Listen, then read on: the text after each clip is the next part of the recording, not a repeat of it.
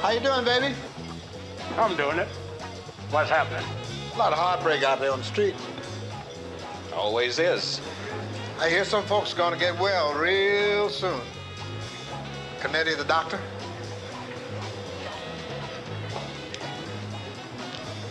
I didn't hear that, brother. That's cool. See you later, sport.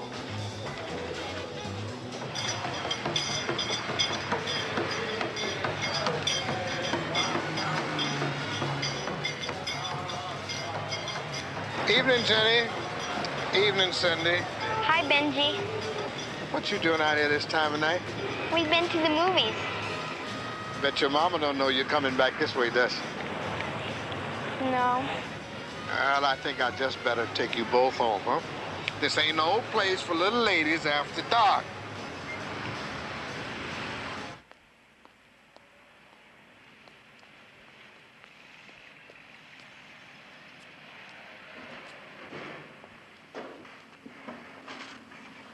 Mrs. Torelli, how's my pretty girl? No use kicking about it, Benji.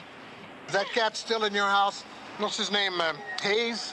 Yeah, but only until the end of the week. Then he goes, him and all his complaints. You know, I went to clean his room while he was out. And what do you think? He's got a brand new color TV. And a radio, he can even hear Europe on it. And new suits. On his salary, there's gotta be trouble. Better he's gone, Benji. Oh, maybe. I know. And the way he keeps looking at the widow on the 3rd floor. Believe me, I know, Benji. Oh, man's nature is a powerful thing. You can keep it.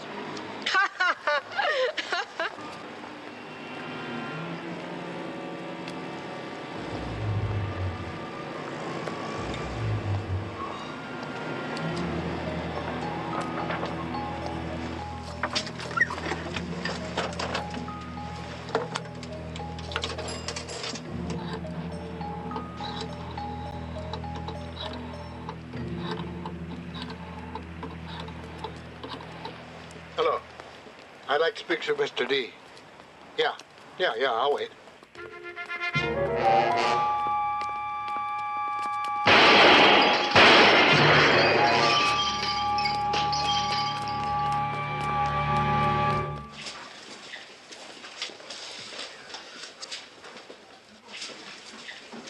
Yeah, the weapon was a hunting knife, 8-inch blade, handle made of elk horn, picked up less than a block away. Yeah, he was a big shot with connections. Japanese, Kenji Shimada, age 42, also known as Victor on his passport. Hey, Steve, Phil Terrani, the Examiner. Phil, yeah, good morning. How you doing? I'd be a lot better if you could feed me something on the Shimada killing, huh?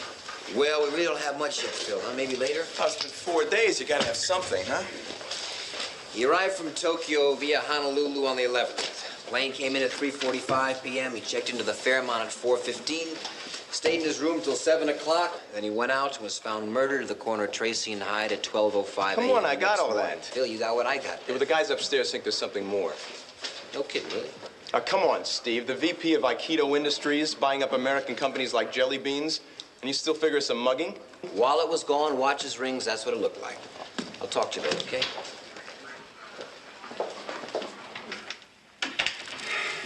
Who's that? Armbruster. Hi, the mayor's office? Yeah, the mayor's office. How come it's different when an ordinary guy gets killed? Right. What do you got? Well, I'm not sure yet. Do you know that guy Benson?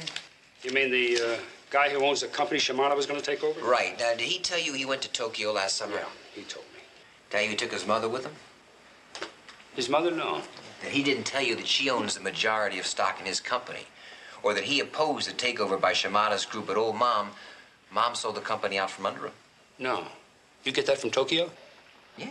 Listen, it even gets better.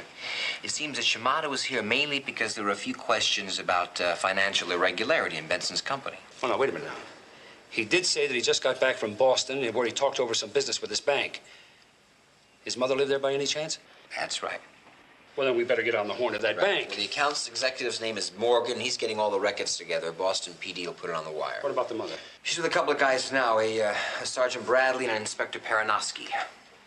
Well, you got out of the blocks pretty early this morning, didn't you? It wasn't too bad, really. 5 a.m. here. It's already 8 in the morning in Boston, 10 at night in Tokyo. Handled it all with the comforts of a bedside phone. A bedside phone? Yeah. Who's bed? No. Come on, huh? Listen, I've been trying to get you since 7:30 this morning. I don't know what you're talking about. You don't know what I'm talking about? Okay, buddy boy, that's fine. But I tell you, I really think that's a good idea. Good morning, officers. Good morning. Crunch time again, huh? That's right, Dini. Tell me, what chance is there of getting a transfer into narco with you for a couple of weeks? I'm sorry, kid. Maybe you get a little more experience. Hey, Steve, you know a guy named Hoskins, don't you? Benji Hoskins, sure do. Yeah, the street hustler. Have you seen him lately?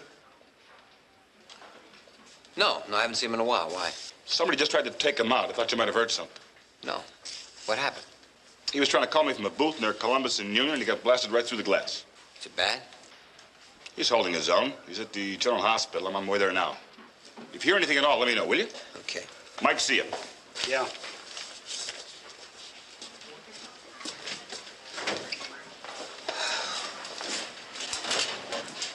Benji Hoskins, huh? Real smart old guy, street smart. Never figured he'd get hit. You ever do anything for you? No. I see him work around here with the fellas from time to time. How did you come across him? I was working black and whites. There was this kid about 10, 11 years old. He had a gun under his mattress waiting for his stepfather to come home. And Benji told me about it, so it wouldn't happen. I see. There's a lot of things that didn't happen because of Benji. That's what I heard. Listen, would you mind after I take care of this Boston stuff? Wait a minute. Do you think I'm going to sit back and watch you crack this case open? With half a city hall looking over my shoulder? Never. Now, you get your tail over to that hospital, and I'll follow up on Benson.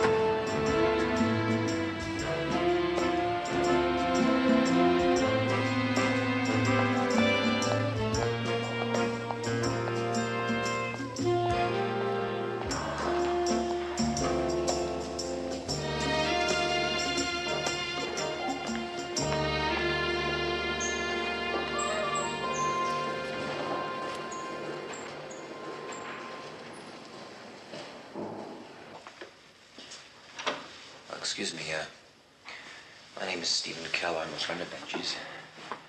Just want to see how he is. That's how he is. Are you a relative? I'm his daughter. Sorry, I didn't know he had a family. You were such good buddies, he confided everything in you, right?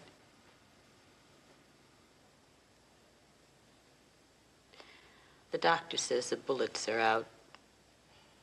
But there's a lot of him shot up inside, I know that. I've seen people shot up on the streets before. I know the look.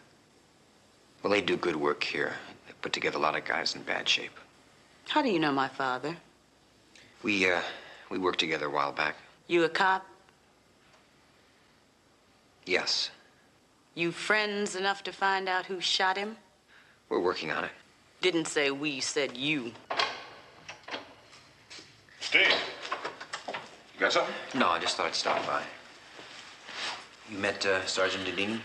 We've already met. How's he doing? Fine. I found these things in his pockets. I'll leave them here. Have you seen these before? Could be telephone numbers. Are you sure? There's blood on them, but maybe the lab can read them, huh? Milt, may I talk to you outside for a second? Yeah, sure.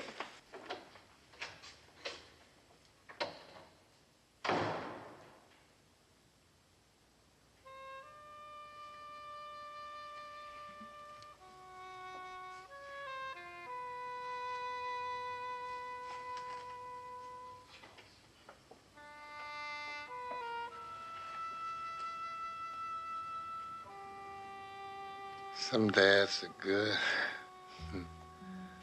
Them dads are grand, but you're the best dad in the whole dead land. Daddy. How you doing, baby? Look, you want this case, you got it. Milt, I'm not saying that. I'm just saying the lady... Okay? But the way she talks, there's nothing else to worry about but her old man. She cares, that's all. She just cares. So do I. He's a good stoolie. I hope he still is. He just woke up. Don't worry, baby. I'll be all right. Steve, how you keeping, man? Okay, Benji, okay. How you like my little girl? Terrific. She is just terrific. Yeah, terrific. Not like a ugly old man, huh? Showed her the way to go, and she went. Oh. You sound like a proud daddy. Yeah, man. Yeah. Benji, who hit you? I don't know for sure, Mill. You called me. Why? Big deal going down. Heard a number. Guess they spotted me. Did you write it down here? Did you write it down here? I'm sorry, please. You'll have to leave. Benji, which number was it? Can't you hear? Leave him Which alone. number was He's it, done Benji? enough. Miss Hoskins, he really should be alone now. Oh, you've been up a long time. Why don't you go on home? We'll call you about his progress.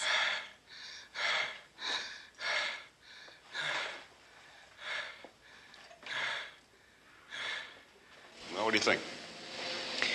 Whatever he heard must have been awful heavy. I'm not sure I'd buy it. The 4 bullet holes sell me, Milt. A guy like that makes a lot of enemies. Maybe he's just telling us a story to make himself a big man. You a real angel, baby.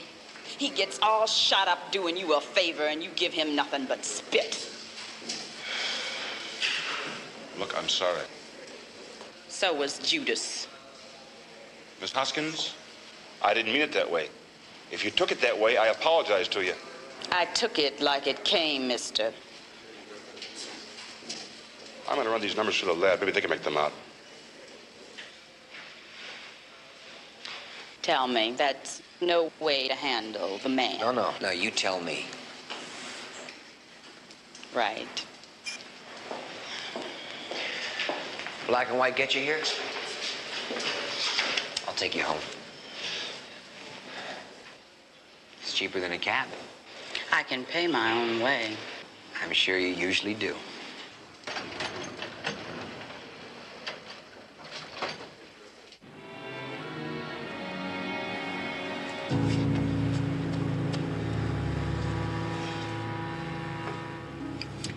So, he's still breathing. You talk to Kennedy? Yeah, he ain't happy. Well, he's just gonna have to wait. There's at least 2 dudes in there that I know gotta be fellas.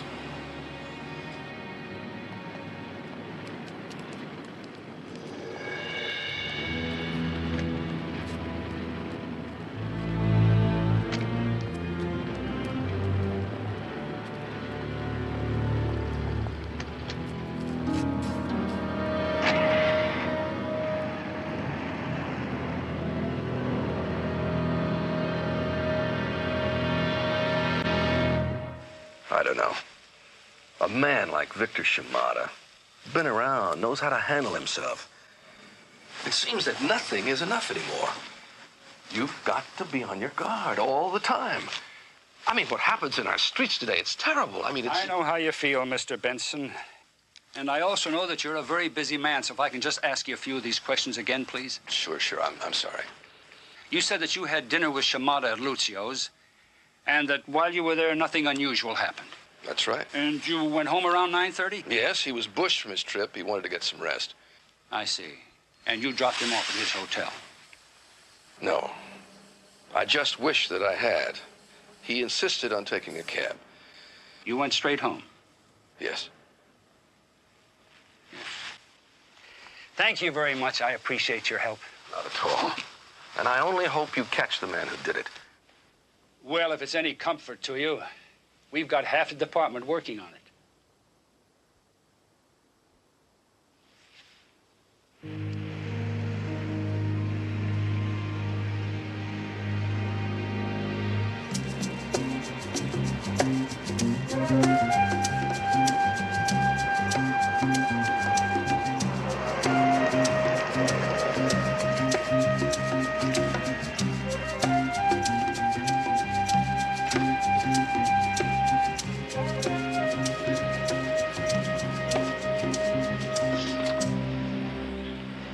Nice place. Surprised? Should I be? Oh, come on. Daughter of a street hustler living uptown, working a legit job and going to night school? Well, I'd say it's against the odds, if that's what you mean, yeah. 5 to 1 against it, baby.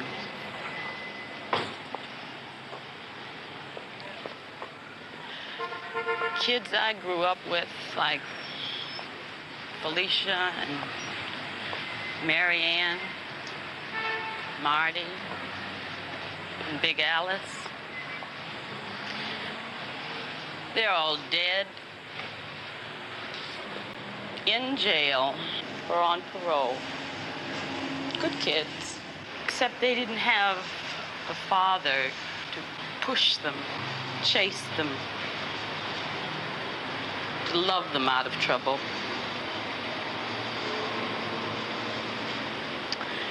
Get out of the alley, he kept saying. I'll help you. And he did. Yeah.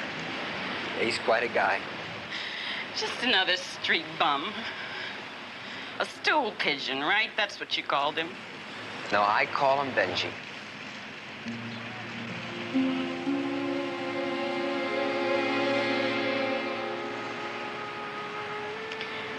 Thanks for the ride. Listen, Vi, there's something I gotta tell you. If I could help, I would. But I work on homicides, and I've got a rough case right now with a lot of pressure to crack it. Sure. I understand. You all right?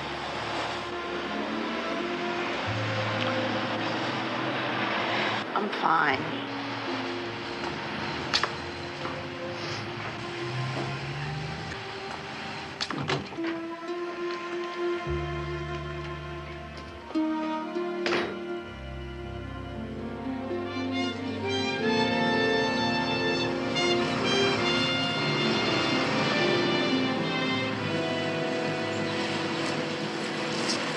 Here's your glasses, Mike.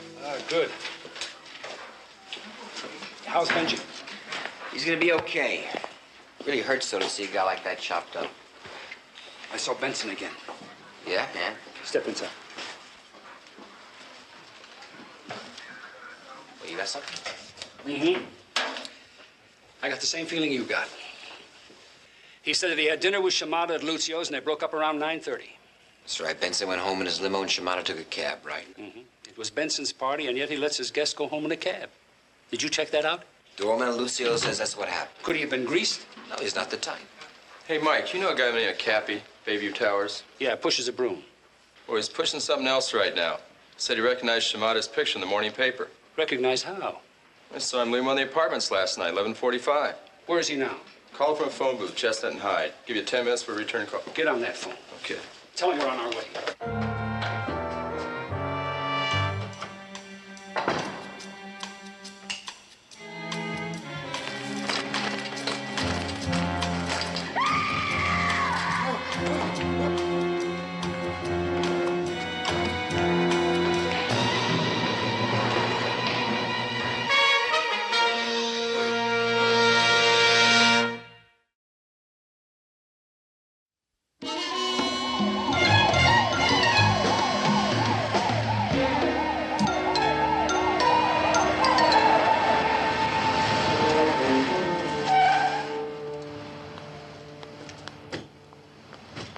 We'll get him. The nurse gave us a good description. Where were the guards? There weren't any guards. You left him here alone. There was no reason to believe they'd try for him again. His father was in the... Was not that important? He was not under any threat. None of you really care, do you? You say you do, but you don't. Look, Miss Hoskins, I've only got so many people to cover this entire city. Sergeant, I don't want to hear your problems. I know your problems. It's a big town and a big job, okay? But if a big man gets burned, anybody with any juice, you've got cops tripping on cops to find out what happened, right?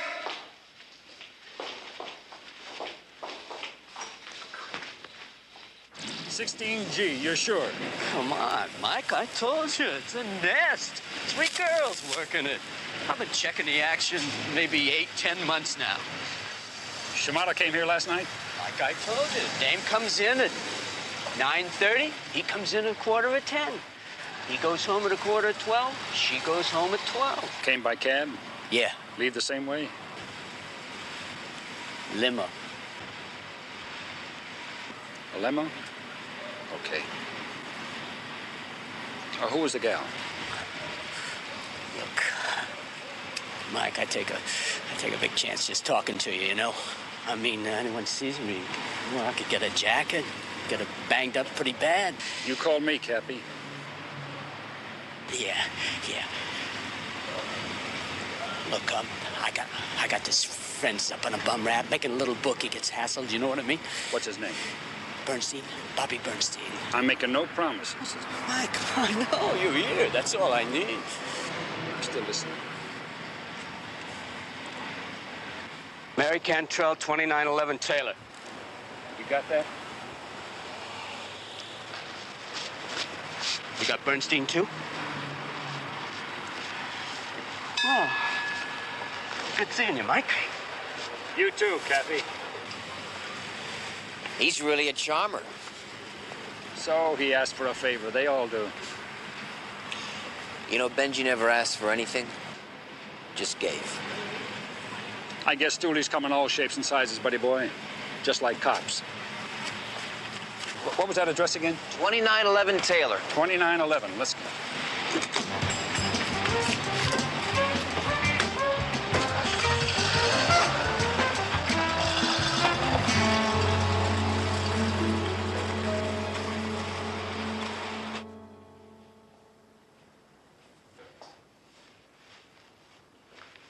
Try to locate Dr. Kamer. I'd like him for consultation. I'm sorry, Miss Hoskins, there's still no change.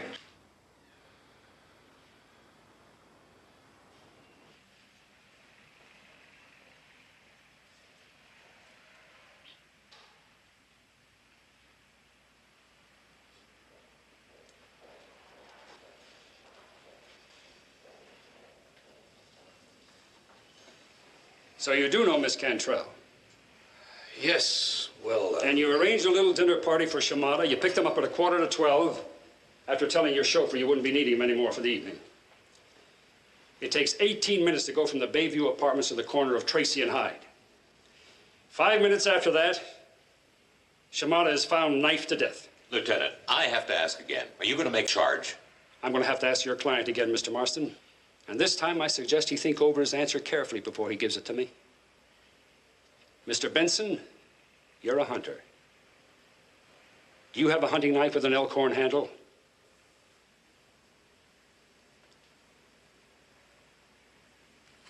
Lieutenant, I'd like a word with my client alone, please. I'd like a word with him myself, but I'm afraid I'm going to have to give him to the DA's office now. Excuse me. So how you doing? Well, I hit him with that bank report on the missing funds. Yeah? He began to sweat. And when that girl waltzed across here, he had it. He turned every color of the rainbow. That was it. Finish. Was he our man? Well, without that company, he was nothing, and he knew it. He took a gamble. Not much of a guy. No wonder his mother didn't trust him with the company. Hey, Steve. Yeah? That was Didini. Thought you'd want to know. That old guy, Benji, they took another crack at him. In the hospital? Yeah. The guy got away. Benji's in intensive care.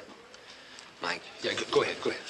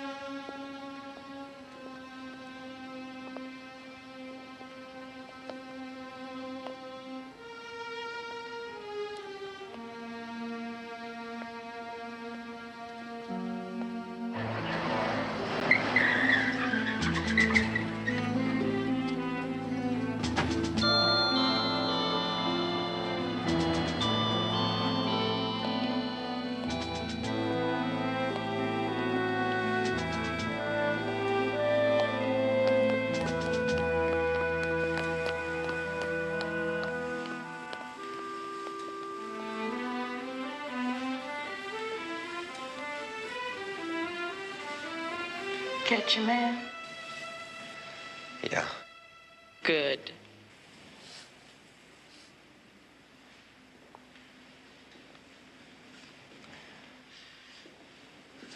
Bye. Tell me something.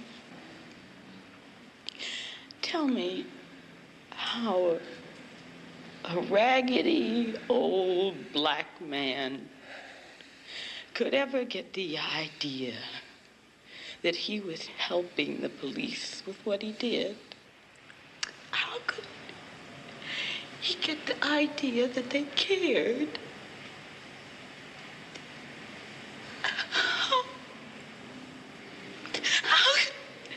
How could he let himself die for a crazy idea like that?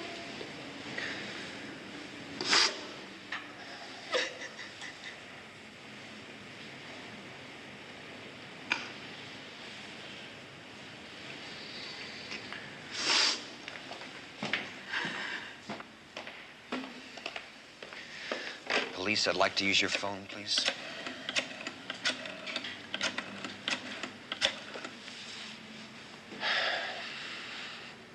Mike? Yeah. Listen, find Dedini for me, will you? Tell him I want everything he's got on this thing with Benji. Yeah. Just now?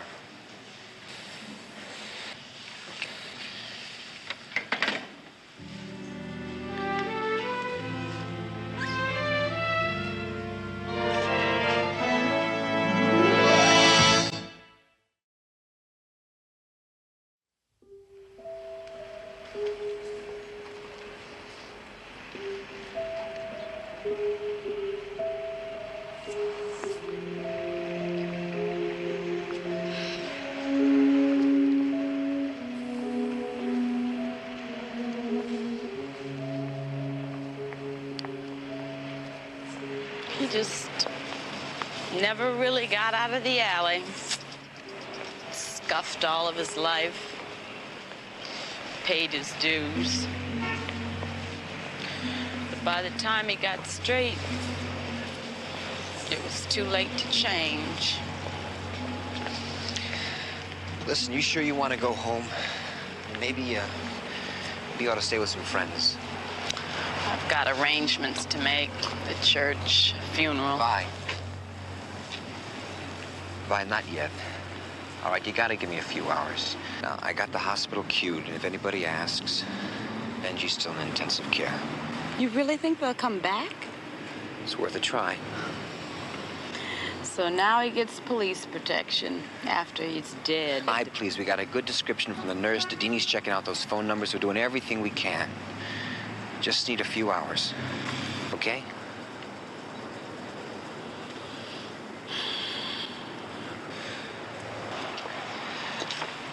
Listen, one of the numbers Dedini checked out is to a guy named Hayes, a Larry Hayes. Now, do you ever remember your father mentioning his name? No. What about an address on Kearney? 1145 Kearney. No. Could he be the man? It's a possibility, yeah.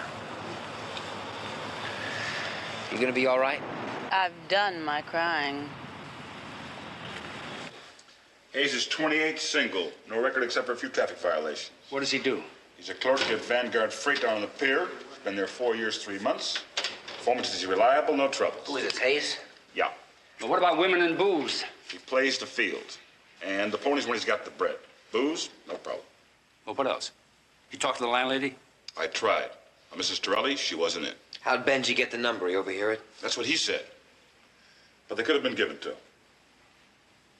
Now, what's that supposed to mean? It's a thought. You're saying he worked for them and he got crossed? It's happened before. Oh, Milt, will you come on? No, you come on. Okay, he's dead, that's tough. But don't tell me it's not possible. Astuli is out for himself, period. And Hoskins wasn't any different. I think he was. Now, Steve. Just a minute, Mike. You check his rap sheet? I bet it's a mile long. That's right, small stuff. Grocery, highest running numbers, con games, when he was a kid. So? So you tell me, when's the last time he got busted? Couple of months? Try 12 years. That's right, man. He's been clean for 12 years, and all that time he's been working for us. He even gets nailed phoning in a tip, and what does he get for it, huh? There's no badge for Benji. So I don't see him being some kind of dirty name, you know? Okay. You put it that way, I'm sorry.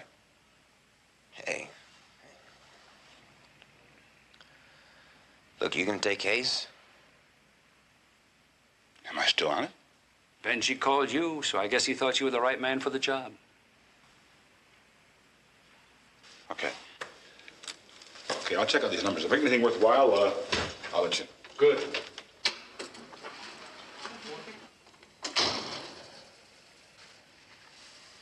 I know. Rule 1, you gotta keep your fists in your pockets and your feelings out of the way. But I feel better. It's off my chest, okay? You got it off your chest. Yeah. I think I'd better get off my duff now, huh?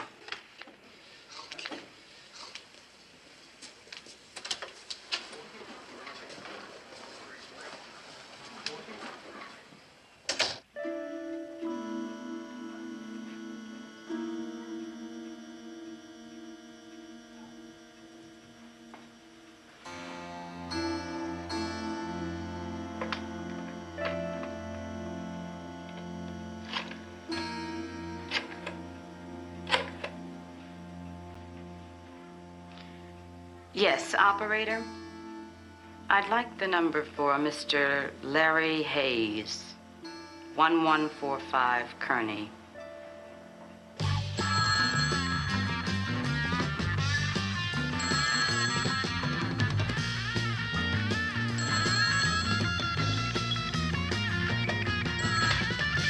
Yeah. Hello? Larry Hayes. That's right. Who's this? Vi Hoskins. Who? Hold on a second.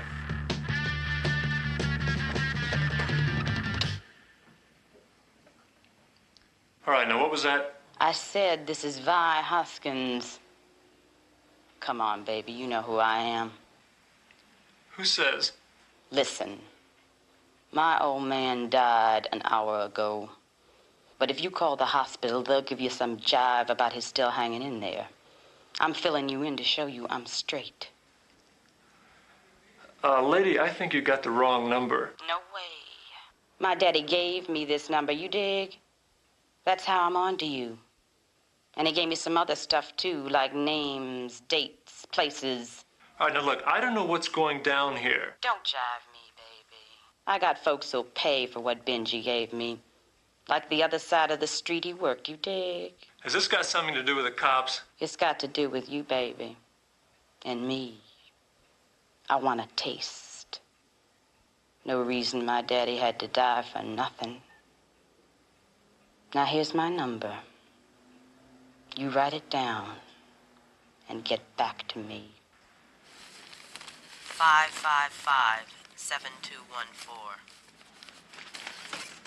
Lady, I don't know what you're talking about.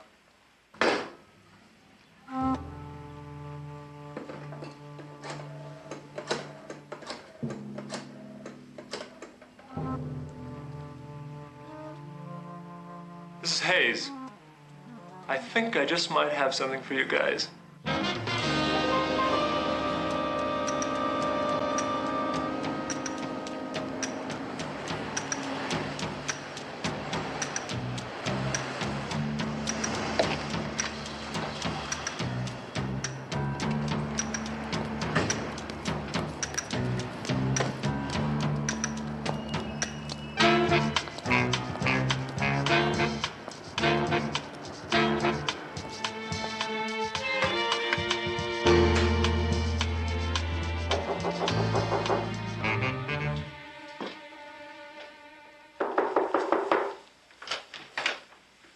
Yeah?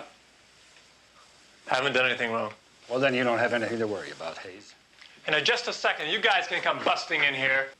I don't see anything busted. Hey, you still working at the freight line? That's right. And would you mind telling me what this is all about? Could be about narcotics. But all we got right now is murder. What? How well do you know Benji Hoskins? Hoskins? Nice color set. Large screen. Must have cost a bundle. How'd you pay for it, time or cash? Now, just a second. Stereo. Look at this stereo set, Steve. How can a man who makes $94.50 a week afford such goodies? Maybe you got something going for you on the side, huh? All right, now hold it. I am clean. I don't know what you guys are looking for, but I'm clean. Play the ponies too, huh? Steve, check out these numbers for the ones we've got.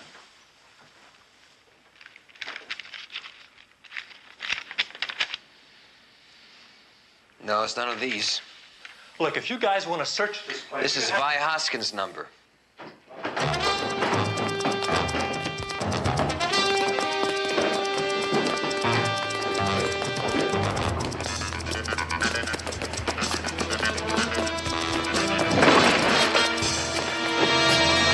Don't shoot! Don't shoot! Who killed Benji? Not me. I didn't even know the guy was dead until she called. Look, I don't know anything. I just passed on some information. Like what? We've got this freighter. It's called Star of the East. It goes to the Orient and back. It stops at 17 ports. This guy just wanted to know the hours it picked up and stopped. That's all. You didn't know that it was picking up narcotics all over the place, did you? No! All right. Now, what about Vi Hoskins? Nothing! I've never met her. I've never seen her. I just got this call out of nowhere. I got this stupid call. When was that? Just before you guys got here. 2 minutes. What'd she call for? She said she had some names she wanted to pay off. Hey, you're lying, man. I'm not lying. It's the truth. She said her old man had died and she wanted a piece of the action. Not the truth, man. Let me go, man. She wouldn't have said it, Mike. Steve! Did you tell her about him?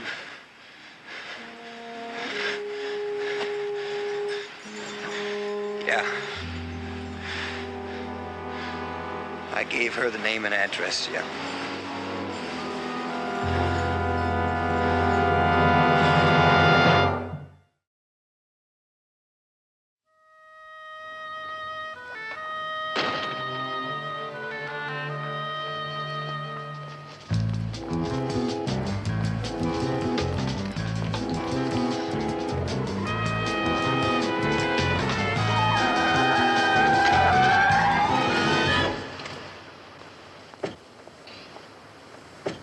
That's all right. Police. He won't need you anymore. Pull out. All right, where are you going? Out. That against the law? Look, we've got Hayes. We know you talked to him, but what I have to find out from you is why. Because he could lead me to the man who killed my father. What did you plan to do when you saw that man, Miss Hoskins? Kick him in the shins? I don't have to tell you anything. You can't stop me.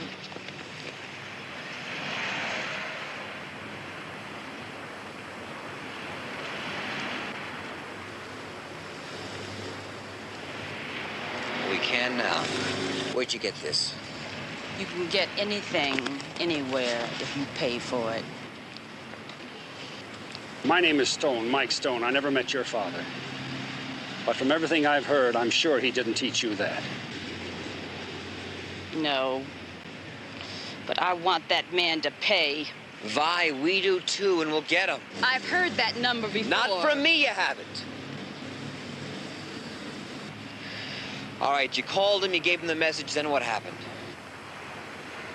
Somebody else called me back. He didn't say who he was, just that he'd meet me. Where? The corner of Sacramento and Battery. 20 minutes. 20 minutes? Get a policewoman set up a stakeout? Not enough time. Then let me do it. It's too dangerous. He knows who I am, why I want to meet him. He'll call again and I'll go when you're not around. Now, you listen to me, young lady. Please, Mr. Stone, I know the risks. I don't care. I want that man caught now.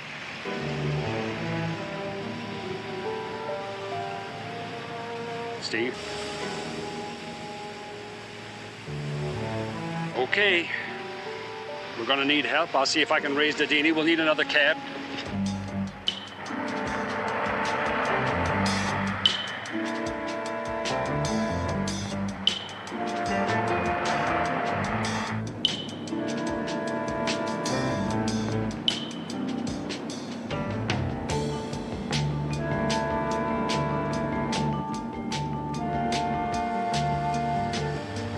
We're a couple of blocks away, Dini. Where did you land? Sacramento and Battery, northwest corner. You can stop at the next intersection. Get set.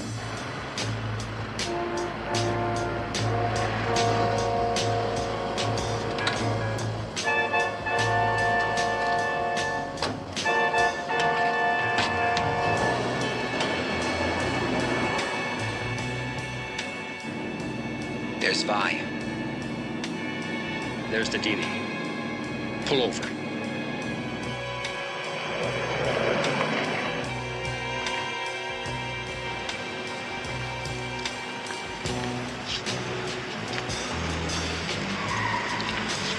Hi there. I'm waiting for someone. Me too. Let's walk, Miss Hoskins. She's made the meet. One guy.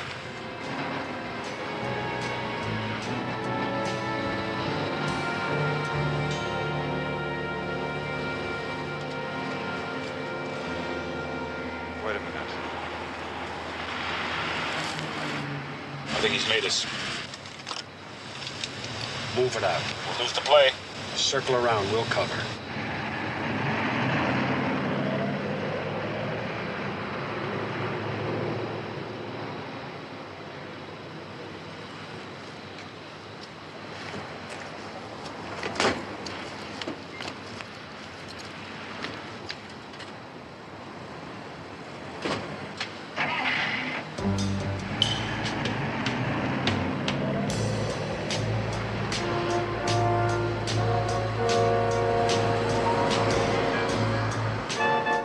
Dini, she's in a yellow coupe, Ford.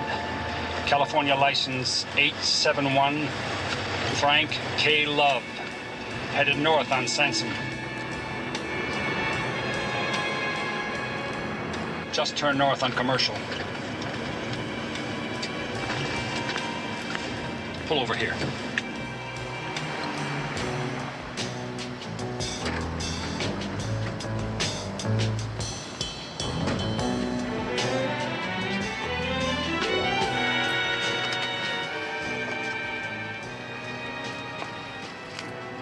Okay, honey, just hang loose.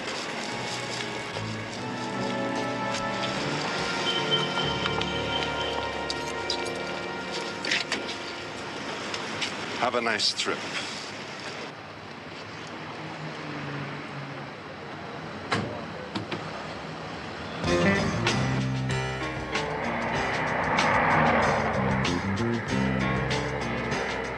They made a switch.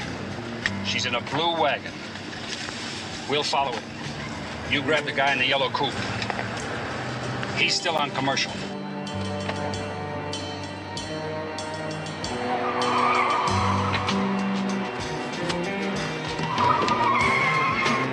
Get your hand in the roof! Don't move! You guys crazy? What's the matter? Watch the light. Stay close.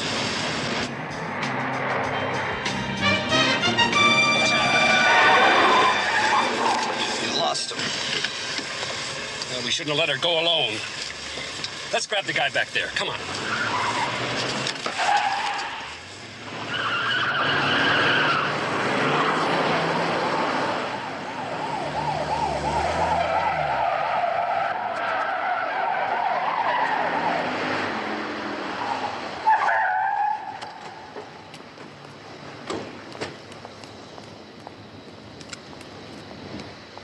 You had it on him, Mike. Want to bet it matches? It ain't mine. He planted it. Yeah. Where'd your friend take the girl, huh? What girl? Where is she? Steve. Now listen. This gun's got you tied into one murder already. If anything happens to that girl, I promise you, you're never going to see the light of day. Now, where are they? A deal? What about a deal? Keep talking. He took her to Canetti's warehouse. Canetti, he's a big man. Let's go. What warehouse? On the docks, number 46. 46, Andy, here. Get on the horn for more support. You take him. I'll take him. 46. Up against the roof. Up against the roof.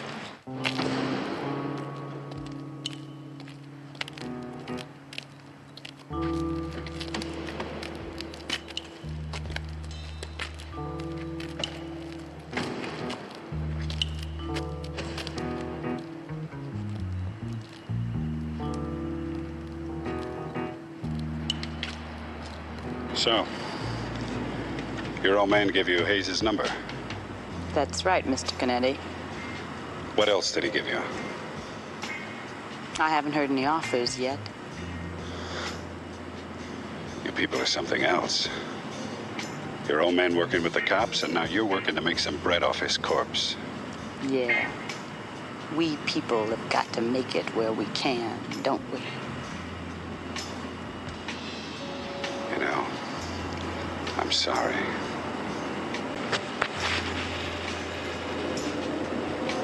You're a nice-looking broad.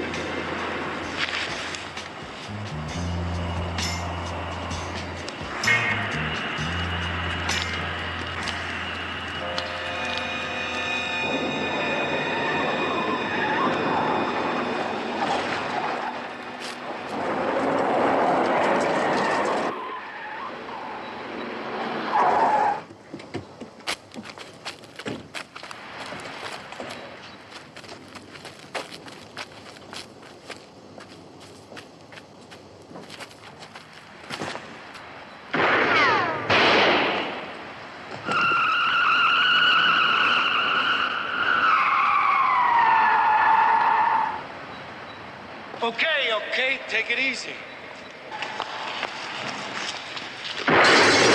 Bye! No, don't shoot! Somebody stop her! You're out of the alley, so stay out.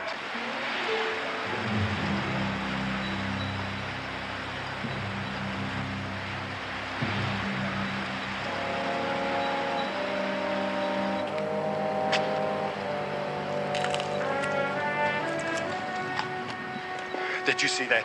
She tried to kill me. I tell you, the broad's crazy. She's really bananas. You have a right to remain silent. Yeah, but she... I think this would be a good time for you to start making use of it.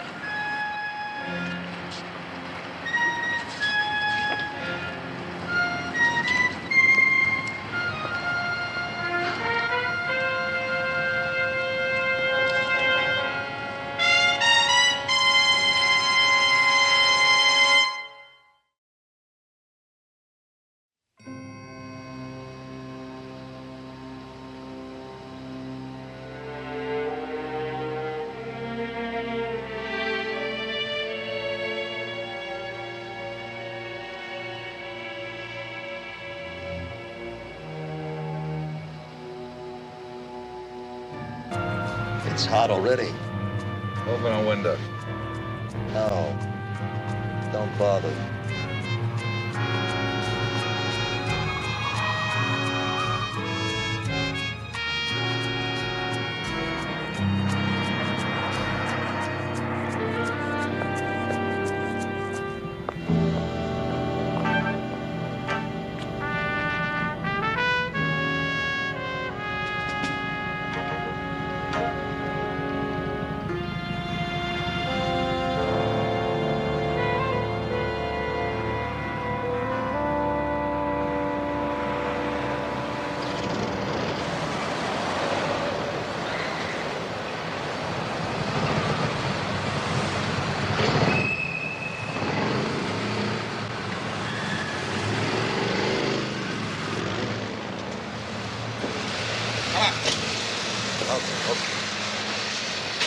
O'Brien, right? DA's office? That's right. Look, I just wanted to say that. Keep it moving. Look, I just wanted to tell him.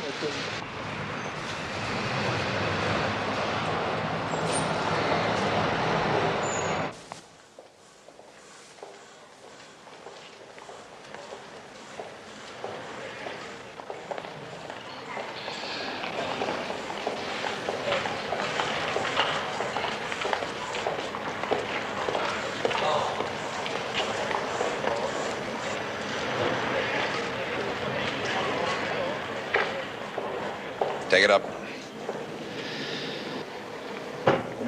I'm glad that part's over with. Getting you here safely was our biggest concern. Mine, too. Now, don't worry. We've taken every precaution to protect your identity as a witness.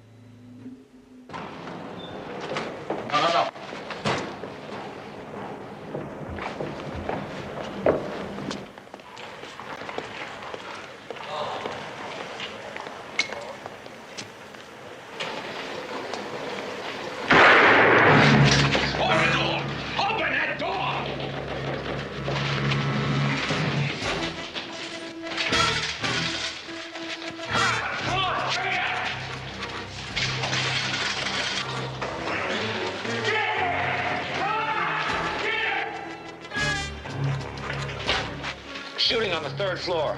Suspect moving to the west wing.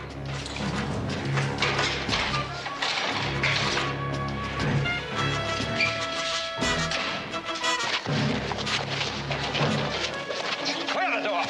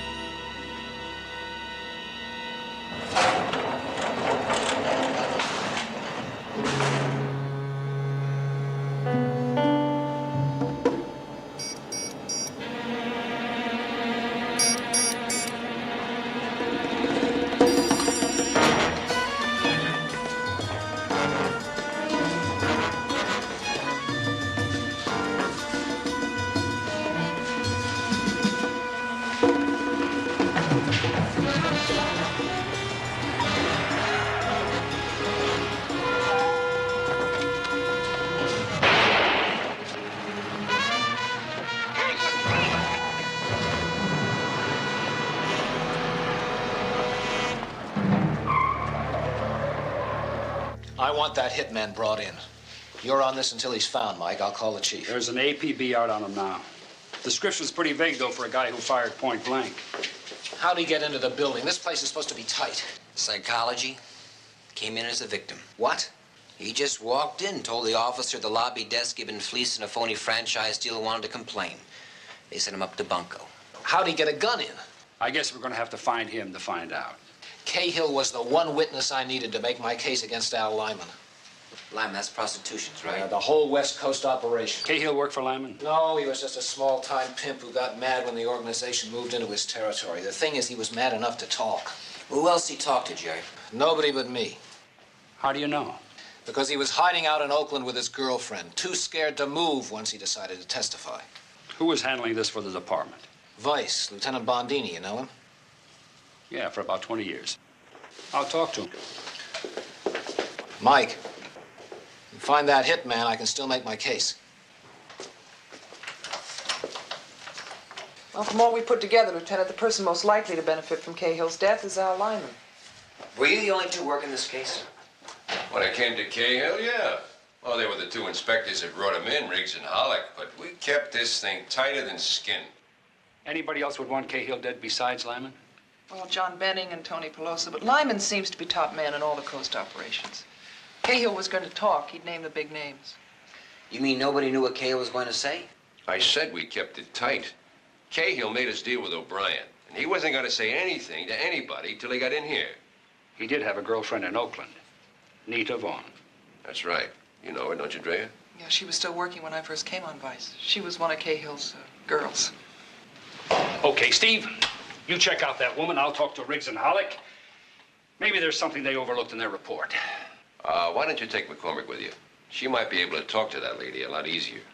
Sure. Drea?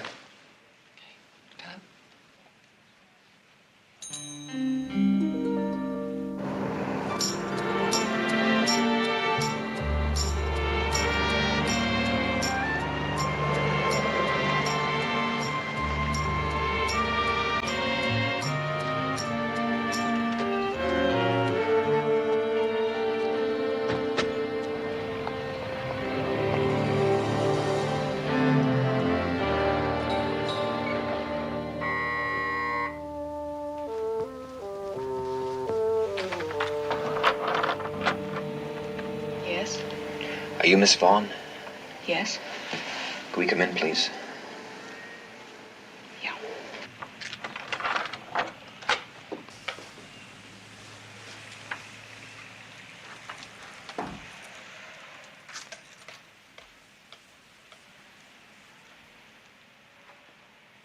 Something's happened to Martin. He's dead.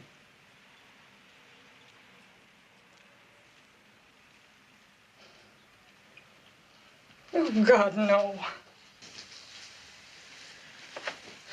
I'm sorry. I thought the department had already called. I knew it. I knew it. I told him to let it go.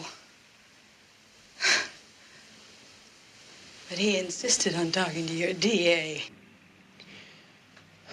Miss Vaughn, do you remember me? Yes, I think so. Vice Bureau, wasn't it? Not much of an introduction. Miss Vaughn, it's important that you give us all the information you can. Who might have known when Martin was going in to testify? I'm sorry. No one. No one knew. He made all the arrangements with the district attorney's office. He didn't even tell me when he was going in. I realize this is bad timing, but if we're going to find out who killed him... I'm positive. Martin was very careful. Like I said, he didn't even tell me.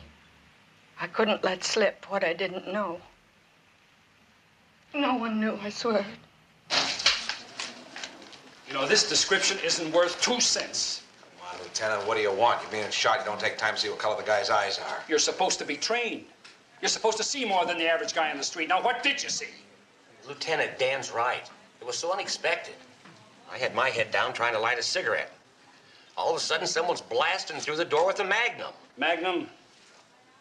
That's not in this report. What caliber? A .357. It had to be a crack like a whip. Which hand did he use, right or left? Left. I think. Yes, it was his left. Okay, what else? Well, he wore a wig when he made the shot. What was the color of his hair when he made the escape? Sandy blonde. A little bit longer than average. Height, weight, age. It says here you hit him in the shoulder. Where on the shoulder? Shoulder blade, right side. How bad? It should have ripped him up pretty good. He could be losing a lot of blood. All right, I put out an alert to all the hospitals and the doctors. Now, that's what you should have done. Probably won't do any good, but he may get desperate.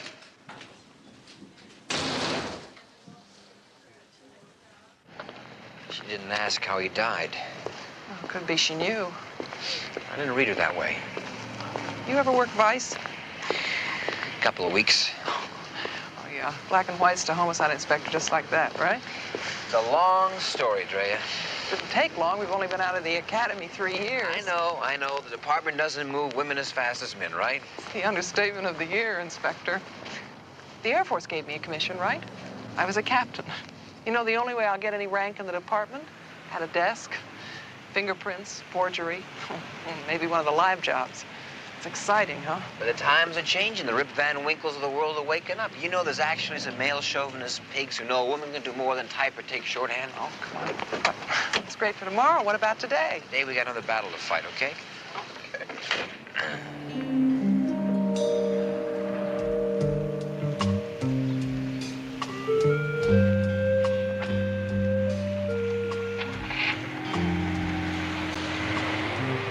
Do you think she was lying, huh? She sold herself for money. Why not sell him? I don't know. She said she loved him. I wonder how many men she said that to. It's no great loss if she talked. They take care of each other that way. She saves us a lot of trouble. Man, you're getting hard, you know that? I mean, I work with a guy day and night who's been looking at the bottom for 30 years, and he doesn't even come up with things like that. You think they're worth saving? I don't think that's your choice. I don't think that badge would be worth anything if people felt the way you do. Okay. Let's just say that Cahill didn't tell the woman he was living with when they were bringing him in. Now, you know, of course, that O'Brien sure didn't. The only people who benefit from Cahill's death are the organization, so it had to be a hitman. Oh, it had to be professional. There's no doubt about that. But I keep bumping into one question all the time. How did they know which elevator and when?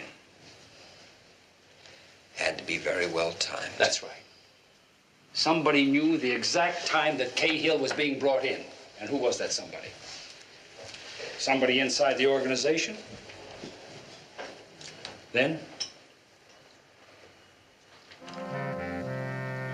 There's only one answer, buddy boy. Someone in the department.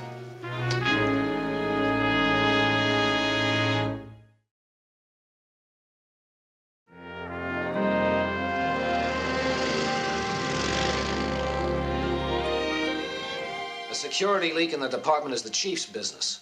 My concern is to get that hitman in here alive so he can testify on who hired him to knock off Cahill. Stands to reason if you don't plug up that security leak, you may never get him in here alive.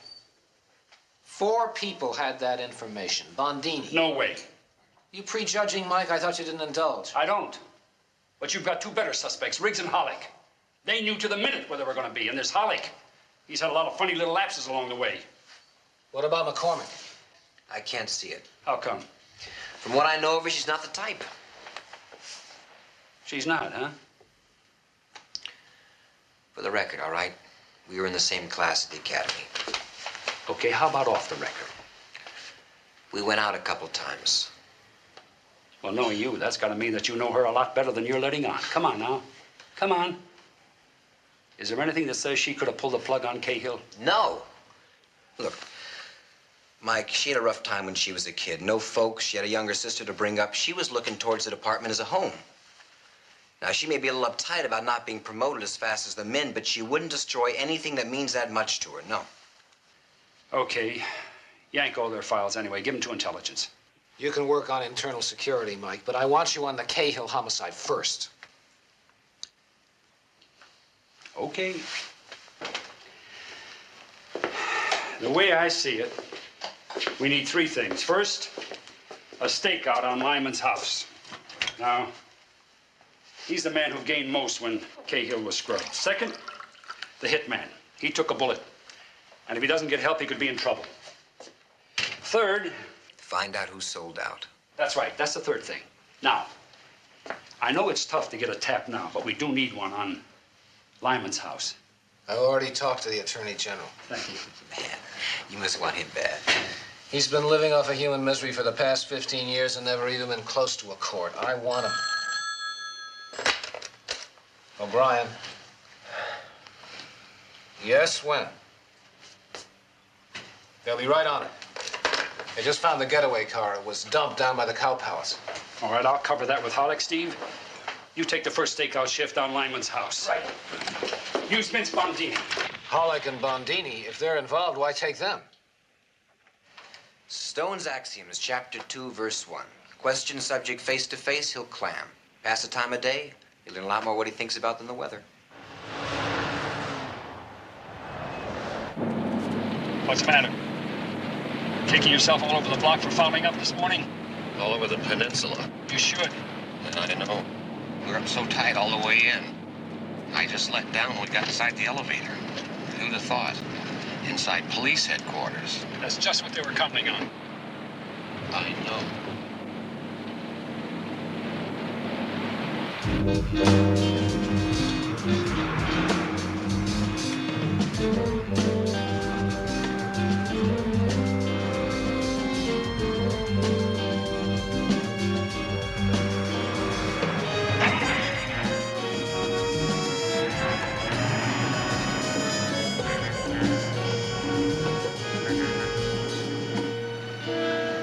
Gonna buy out now. He's been every men's store in town. He's got the bread, that's for sure. Yeah. I bet what he just spent in those stores would pay my wife's hospital bills in one piece. Wife's been sick? She's been in and out. It's over a year now. She's got cancer. Sorry. Yeah. Well, she's got a chance. They're all, hopeful at the hospital. But it costs a lot, I know.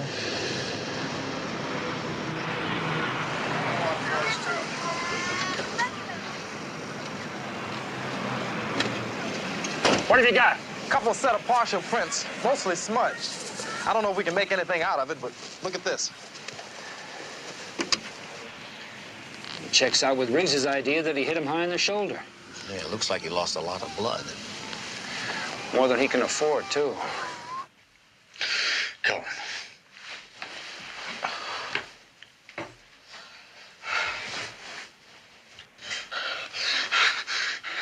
I need a doctor. I ain't never gonna make it out of town like this. Look, I'm a driver. I don't know anything about getting doctors. Learn. Go. I'll get line. No. Why not? We hit a big fat canary, dude. That means that the DA's gonna be burned good. He's gonna have an ear on Lyman's phone. Well, what do you want me to do? You go and find a way in that house. If they're on the phone, they'll be on the house too, won't they? You got it. How? There's a way. Now you go find it. Yeah, sure. Right away.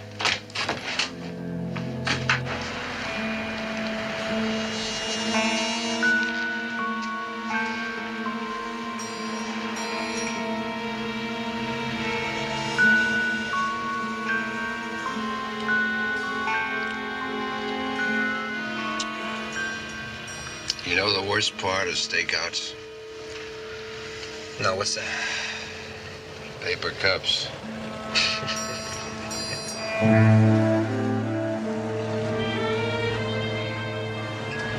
Still want you to report back to headquarters, Steve. I'll take over from here. Well, that kind of makes up for paper cups.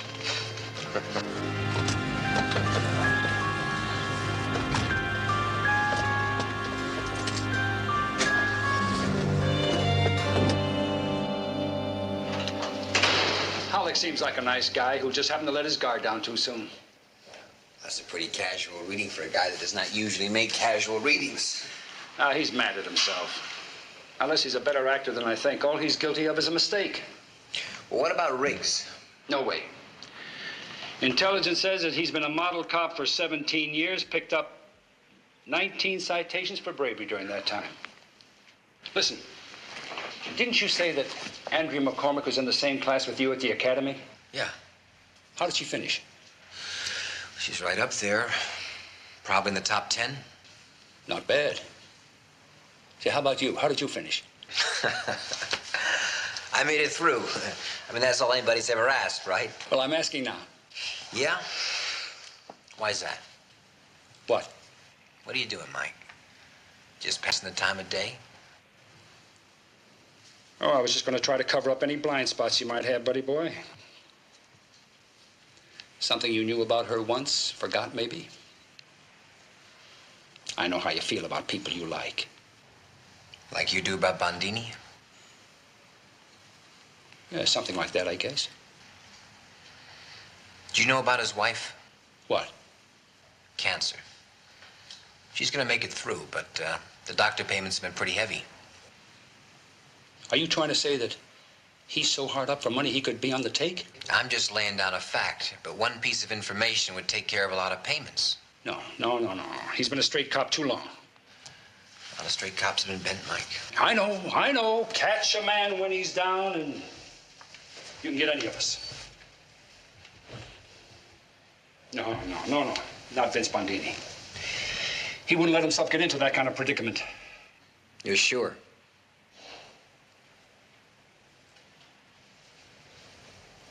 No.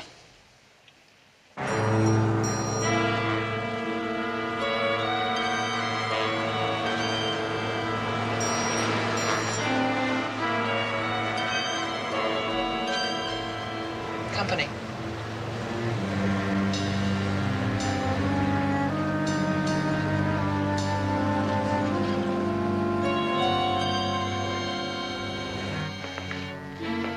How bad is he? Until he gets a doctor to fix him up, I don't think he's going to be able to leave town, Mr. Lynham.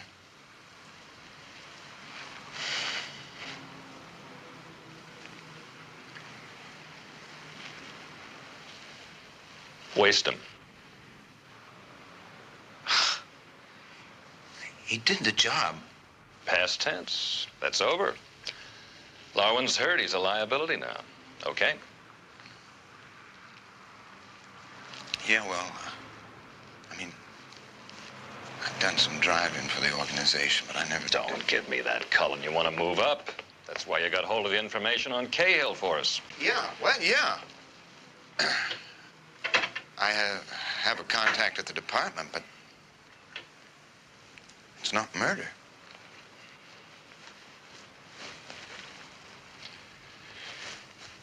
Cahill's dead. So's Larwin.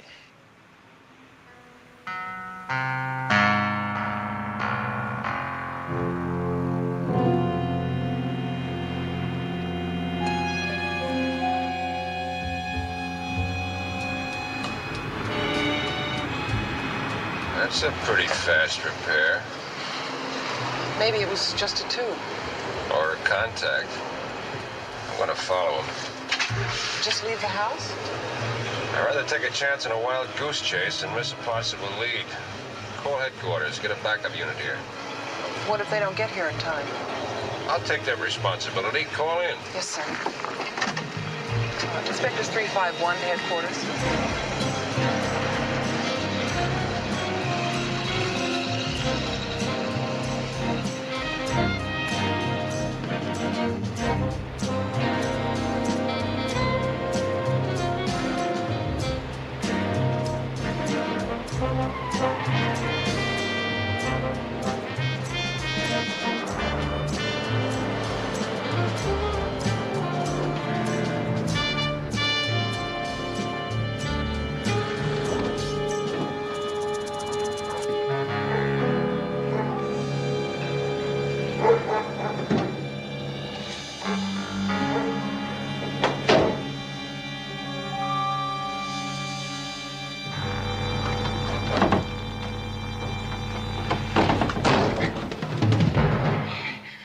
What do you say? He'll send a doctor. May take a while, maybe an hour or more. Anything else? No. He did say he was worried about you being hurt so bad. Yeah? Get against that wall. Hey, wait a minute. Move.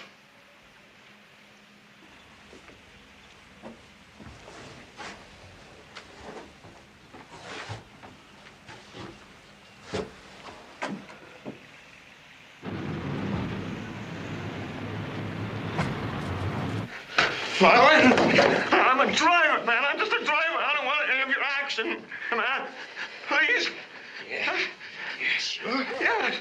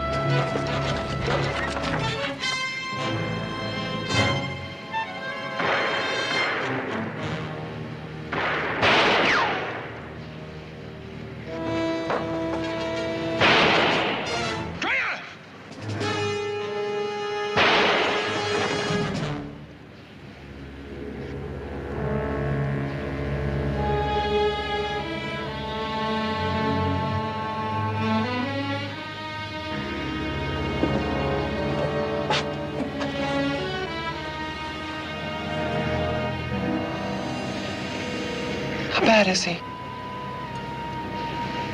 He's dead.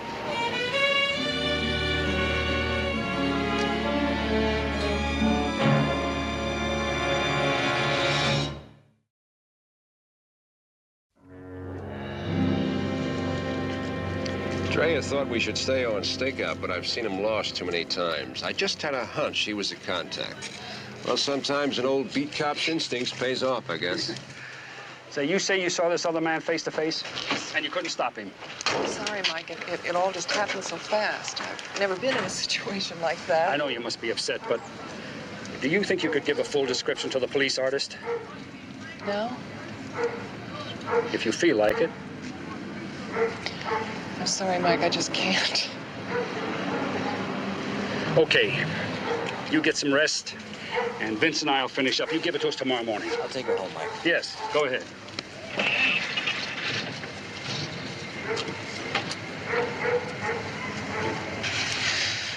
Now even the hitman can't testify as to who leaked the information. Presuming there was a leak. Bondini was pretty hot about following that repair truck, wasn't he? We don't suspect Lieutenant Bondini. This was clever, the way the truck led right to the hitman, that's all. Oh, that's a dead end, Steve. Wouldn't sell out the department any more than he'd sell his wife and kids. Sound like Mike.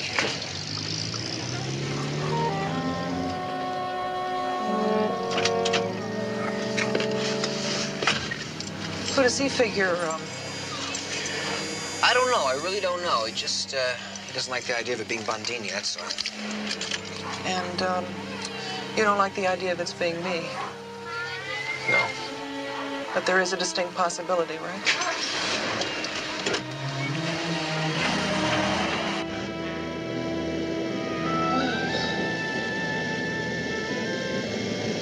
We sure have come a long way since the conspiracy, haven't we? Conspiracy? I didn't think you'd remember. Was that funky little place you took me to the first time we went out? How'd you pull a name like that out of the air? I don't know.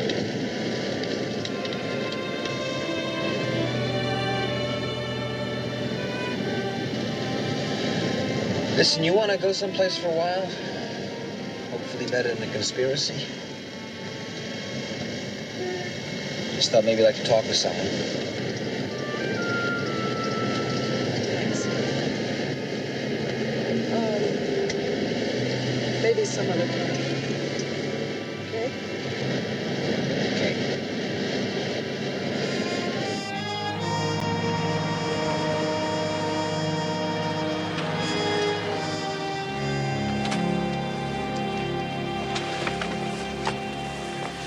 You sure you don't want any company? Well, thanks. I'm kind of tired. I'd like to be alone for a while. Good night.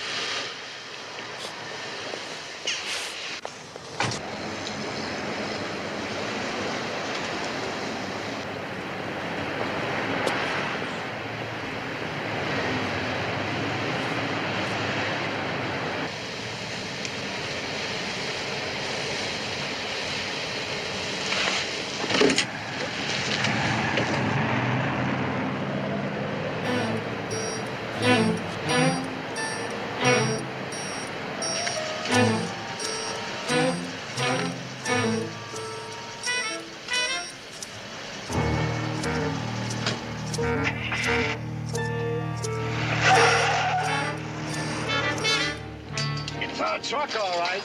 But I don't know how they got it off the lot. What time do you close up? 5. All the trucks are left in here, and I locked this gate myself. Well, someone must have known the combination.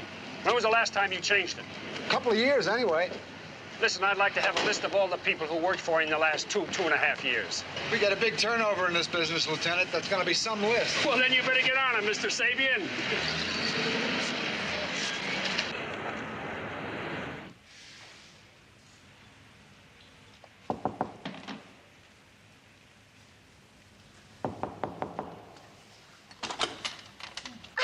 Drea, why didn't you call? Oh, it's no big deal. I just thought I'd drop by. What you doing? Is Ted home? No, he's got a job with strange hours. You know how it is. Having a job at all seems kind of strange, doesn't it? Don't, Drea. That's great, you know. The only family you have, and it's a hassle every time you see each other. I can't wait for the baby. That's going to be different.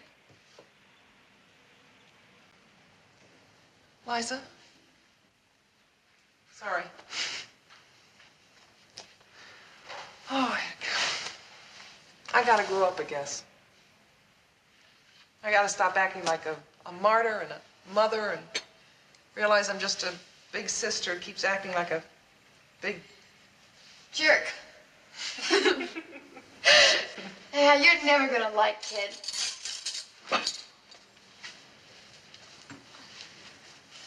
But I love you. I can't wait for that kid either. Freya, if you could just see Ted the way I do. I mean, if you could have just seen me when he found me. It's all over. Yeah, that'll never be over. And I can't ever forget what it was like to selling myself to support a habit. Hating every minute, hating every lousy day. And I don't blame you for not being there. I really don't. I was the one who kept running away. Kept finding new ways to get into trouble. But Ted did pull me out, and he put me back together.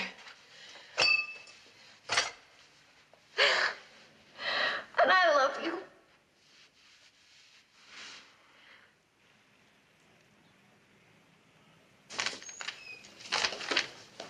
Vince. Steve.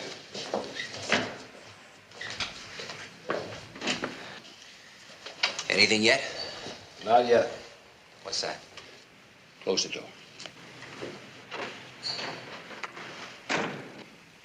People who might be tied in with Bondini. Beautiful. Out there he's checking suspects. In here he's a possible suspect himself. That's right. So far, no matchup as far as we can see. Yeah, come in. Yeah, ballistic report on those slugs in your hitman, Lieutenant. Thanks, Tony.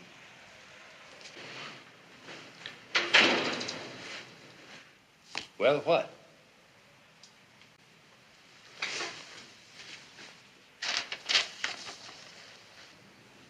What's it say?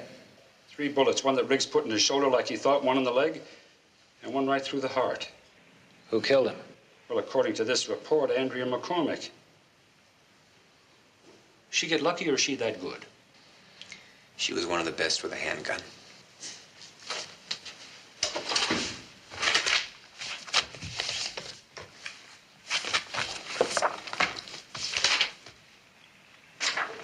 There it is. Right here. About a year ago, a guy named Ted Cullen worked for the Ajax TV repair company as a truck driver. He worked a couple of months and quit. Here is Andrea McCormick's personnel file. Next of kin, sister, Mrs. Theodore Cullen. Okay, it ties. But that isn't proof that she was the leak. Pick her up. No. I want this Cullen. Wait a minute now. We've got an officer out there who's using a shield to hide behind. She sold information. I know what you've got, Mike, and I know what you feel like doing about it, but right now, that's a family matter. She can't do any more to hurt anybody. This guy Cullen can make my case. That's right, you can tie him to Lyman's trail, can't you? Yeah, it's a weaker link than his contract killer, but it's still a link. You haul your policewoman in here and rake her over the coals, her brother-in-law's gonna hear about it and split. Okay. We'll hold off on McCormick. Keep me posted. Right. Sorry, buddy boy. This can't be Drea. It just doesn't figure. Sometimes it doesn't figure no matter how you cut it. Just goes with being human. Do you want some more coffee? No, thanks, I'm fine. Okay. Hi! I didn't expect you so early. Well, there's got to be a reason, right? Oh, no. Not another trip. Yeah, I got to go to San Diego. Hi, Drea. Ted? Listen, we just finished dinner. I'll heat some up for you. No, I don't have time. The plane leaves in an hour. Could you throw some things in a bag for me? Not much. I'll only be a couple of days. Hey, I thought they had some kind of discount for wives on business trips. No, my wife stays put until that baby's born. Okay? Come on. Okay.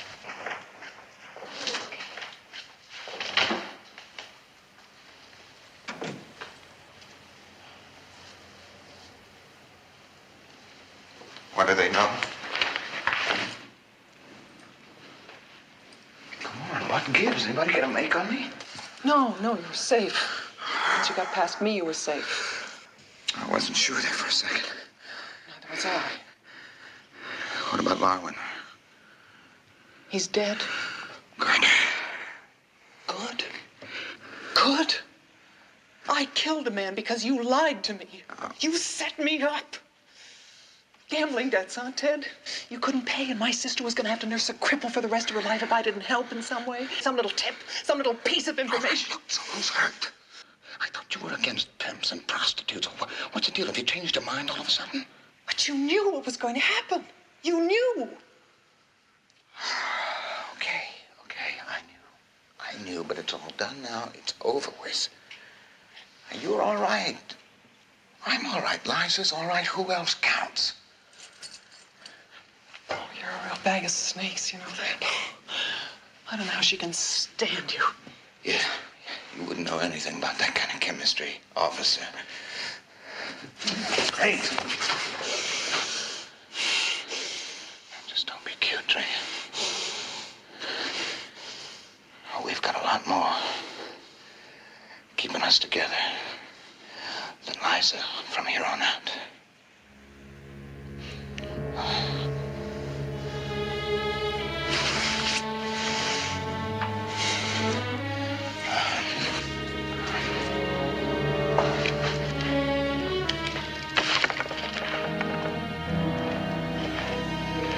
Now, here's the phone number where I can be reached. If you find out anything, you call me. Help you if you... But you will keep your mouth shut, won't you? Because I am really in a cut cruncher now. And you know what having that baby means to Liza. And how difficult it could be for her if she had to raise it on her own. Maybe they'd both be better off.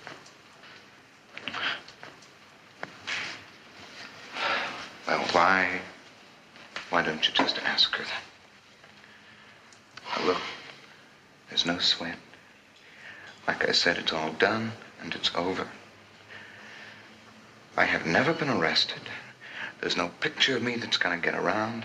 And even with a description, you're the only one who can tie me to it. If you ditch Liza, so help me, because I don't care what they... Anything, do you? For you, it's gotta be good and bad, or black and white, or it blows your mind. I love her. I love Liza. I'm not gonna ditch her, not for anything.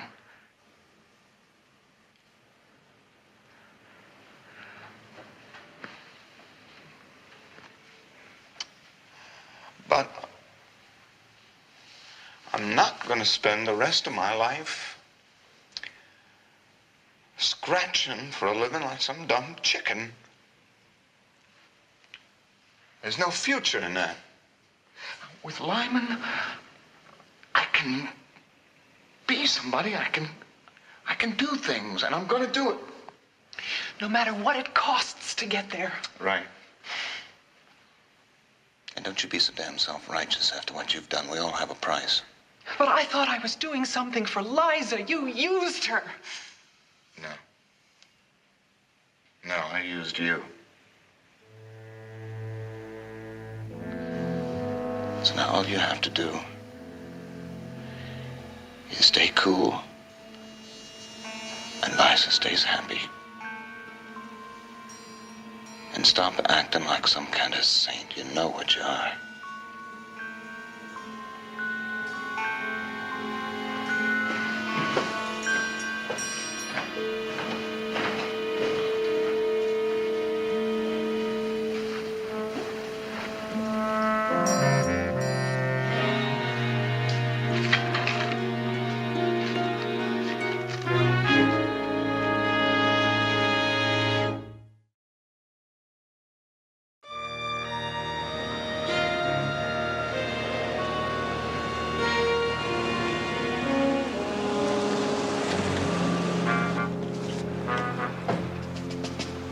That's the building, apartment 3D. Watch yourself, I'll keep you covered.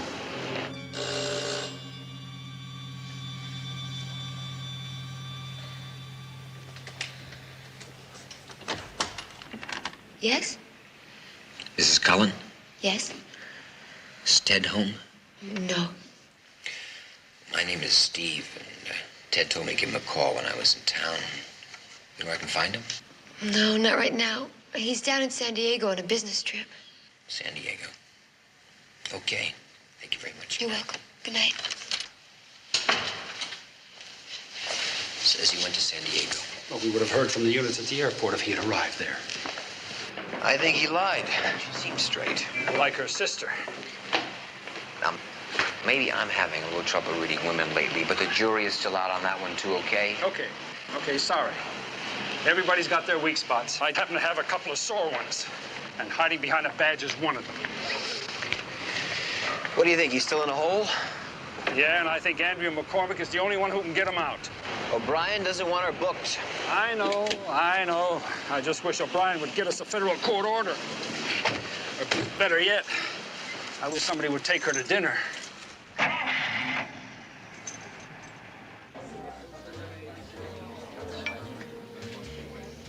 Glad you changed your mind about seeing me anyway.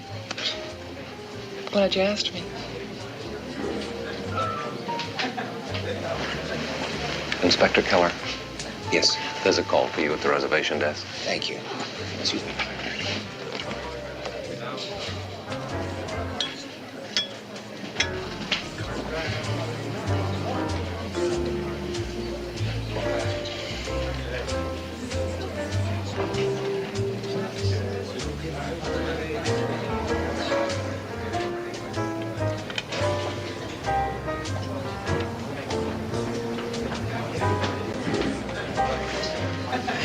Finally got a break in that Cahill case. I identified the driver. The driver? Yeah, the guy you saw at the house. His name's Cullen, Ted Cullen. His old employer gave us a good description. That's where he got the repair truck from. Be an updated APB in 15 minutes. That's good.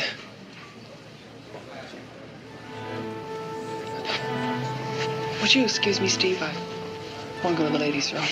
Sure.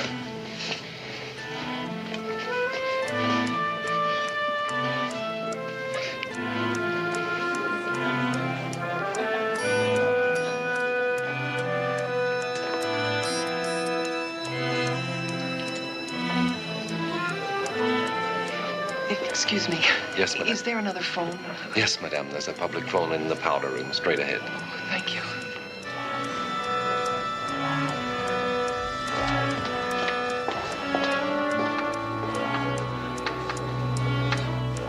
Should be any minute now.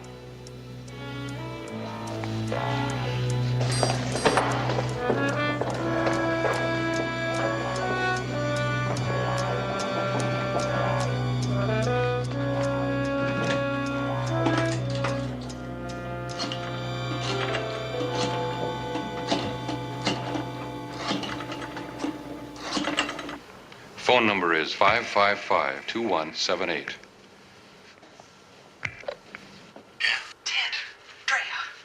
I need an address. Nothing to tie you, huh?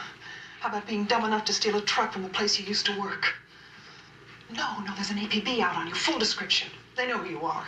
It's just a matter of time before they tie you to me. Listen to me. Take Liza and get away from here. But you've got to take her with you. You'll never be able to come back for her. Here, mister. Get out of here. What do you think you're doing? Get out of here. I'll call the manager. No. No, it's all right. The manager knows he's here.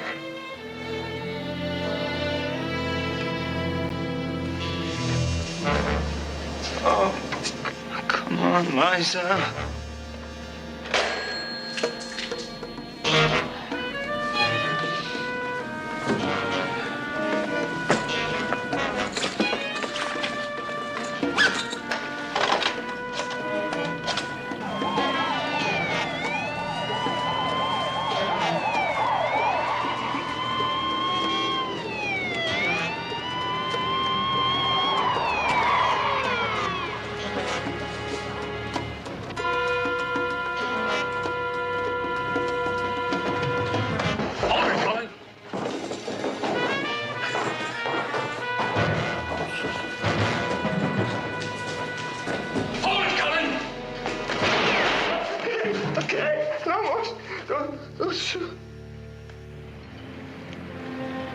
Inspectors 8-1 to headquarters. 2149 Buena Vista is a code 4. Repeat, code 4.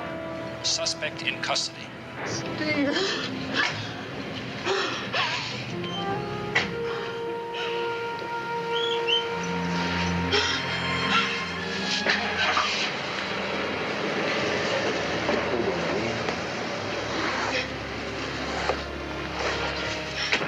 All right, Bob, let's go.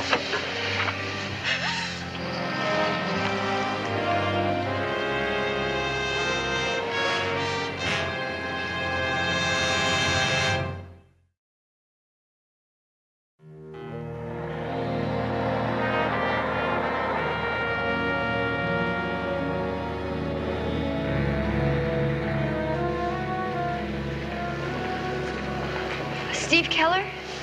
Yes, Inspector Steve Keller? that's right. You're on your way to Dre's hearing? Yes. She asked if you mind not coming. Well, I guess we don't have to, no. Thanks. What do you think will happen? She'll be dismissed from the department. What about the rest? Well, she didn't know they were going to kill Cahill, but they did. That'll probably make her an accessory to murder. With Larwin, he was armed, shot first. I guess she could prove self-defense, but it's, She'll be in a long time. yeah. She's gonna need a lot of help when she gets out, too. All my life, she tried to go after me. I don't mind taking my turn. I'd better go. You tell us, cop. Well, what are you talking about, cop? Me? You crazy? Maybe not even as dumb as you thought we were. You guys are putting me on. Sure we are.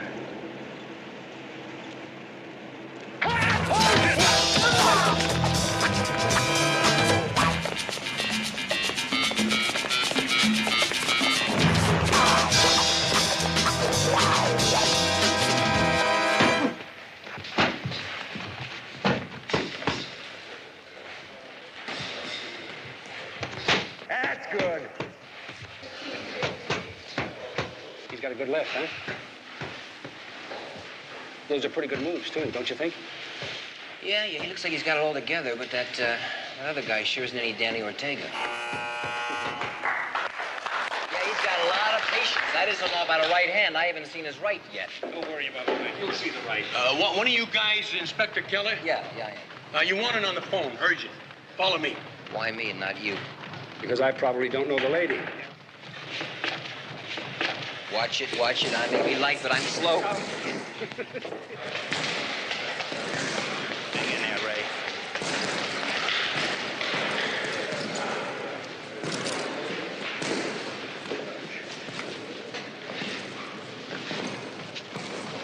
Mind if I sit with you a minute? Yeah, mind. No questions? Not curious? Nothing? What do you want, Lyman? Now, that's more like it. That's better. That's like the old Mike Stone we all know and love. I want to tell you about this traveling lady salesman.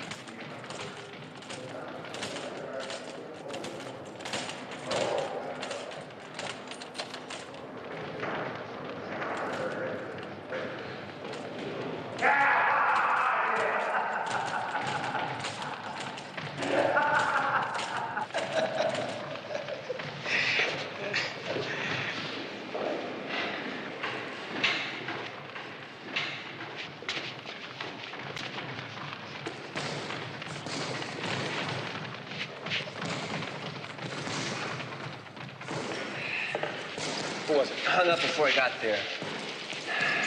Well, you got yourself a good workout anyway. Yeah, I just passed out, Lyman. 10 seconds sooner, you would have been sitting on his lap. He was here? Uh-huh. What did he want? I don't know. Danced a little. Told me if I didn't look out, he'd have my badge, smiling all the while.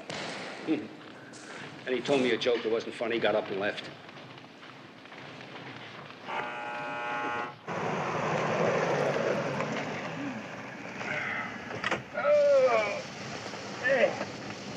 Are you sure you don't want to come in for a cup of No, coffee? I don't Jeannie think said so. you had the pot on for us. No, I'm beat, Mike Woody, but thank you for the offer. Okay, see you in the morning. Mañana.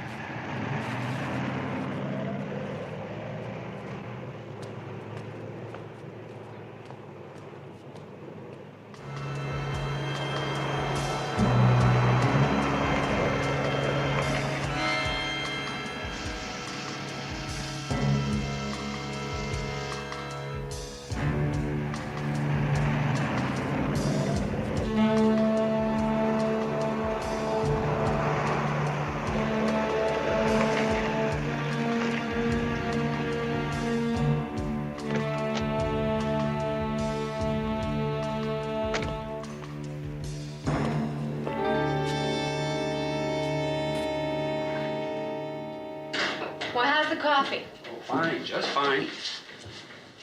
The kiss of death. Huh? Fine, just fine. Every time you say fine, I know something's wrong. What's the matter with it? Too weak Scrubbed the again? pot, didn't you? Well, yeah, it didn't look like anybody cleaned it since the last time I'd been home. It's because nobody had. Scrubbing a coffee pot destroys its character. The first thing I'm going to do when I get back to school is find a chem major who'll test that theory and punch a hole in it. Well, it won't help the coffee any. Yeah, Mike Stone. Are you still looking to find Nate Baxter? Yeah, who is this? I got something you want, and I need something from you. What do you got? Baxter. You want a deal? Depends on what you want. Well, meet me. We'll talk. When? 10 minutes. I'll be at the east end of Pier 36. What was it, Mike? Nothing, sweetheart. I gotta go down and see someone. Now? Well, I'm afraid so. Don't wait up for me. I might have to go downtown afterwards. And leave the coffee on, will you? Maybe it'll develop a little character that way. You get some sleep. I'll see you at breakfast. Oh, and lock the door. I got my key. Mike. Yeah.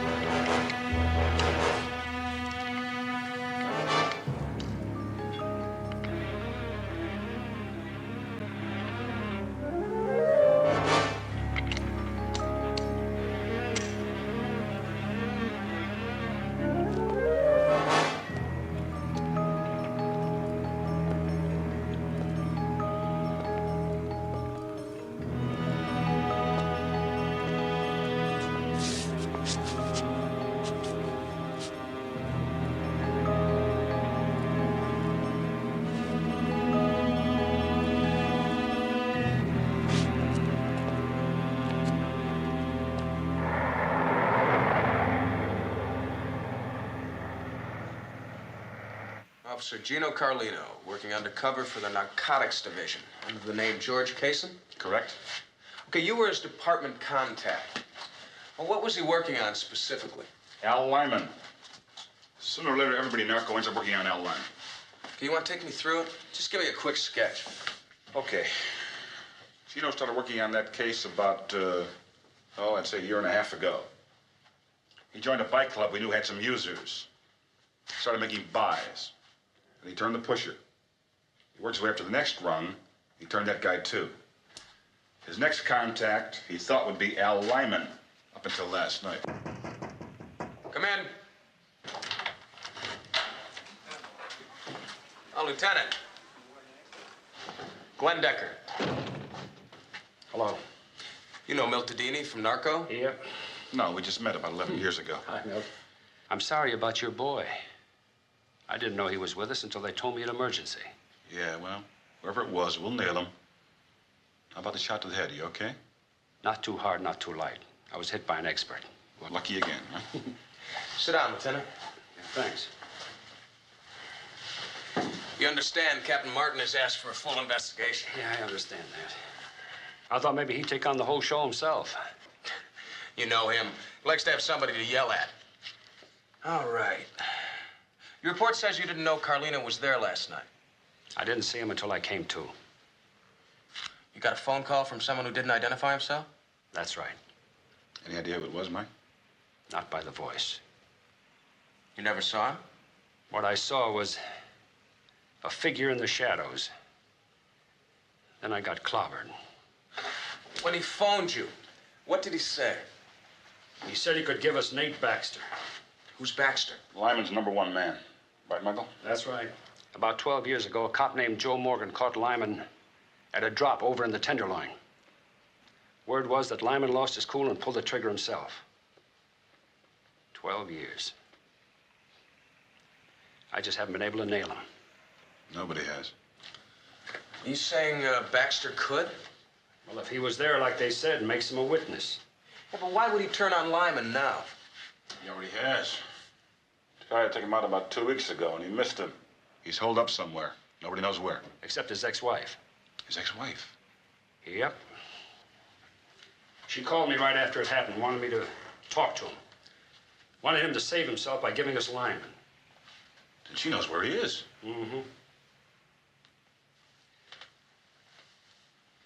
Only I lost her. No phone, address, nothing? Nothing. I thought it was all dried up until I got that phone call last night. That's why I went out. Right. All right. I think that does it for now. Okay. Thank you. Take care of that, Mike. Right. Oh, Lieutenant, there is one more thing. Yeah, what's that? And I hate to even ask it, but Officer Carlino was shot with a .38 caliber weapon. Yeah? Do you have any objection to my running a ballistics check on your revolver? Get off it, Decker. Who do you think you're talking to? 23 years on the force? Take it easy, relax. Hasn't been fired.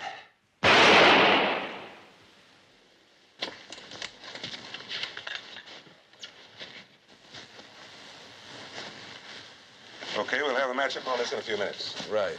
Charlie. Steve? You Decker? That's right. Steve Kell. I work with Stone. Oh, sure. How are you? I'm all right. I'd like to know what's going on here, though. Just a routine ballistics check. What is routine about saying Mike might have shot another officer? Yeah, I'm not saying anything, Keller. I'm asking. That's my job. Been with Stone long? 2 years, yeah. Finish this up for me, Eddie, and get it to me quick.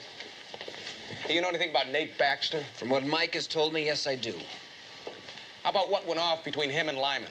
He didn't tell me that. All right, this is all according to Baxter's ex-wife. Had something to do with a deal in Cleveland. Baxter's kid brother got chopped, and the word was Lyman set him up. So Baxter went after Lyman. Any way to verify all that? Not without Baxter, no. And this whole thing goes back 12 years for Stone, huh? 12 years, that's right. It's a long time. Never any way to make a collar? Well, if there was, I'm sure Mike would have found it. Back to Decker. Want to look at these? Stone's gotten the murder bullet.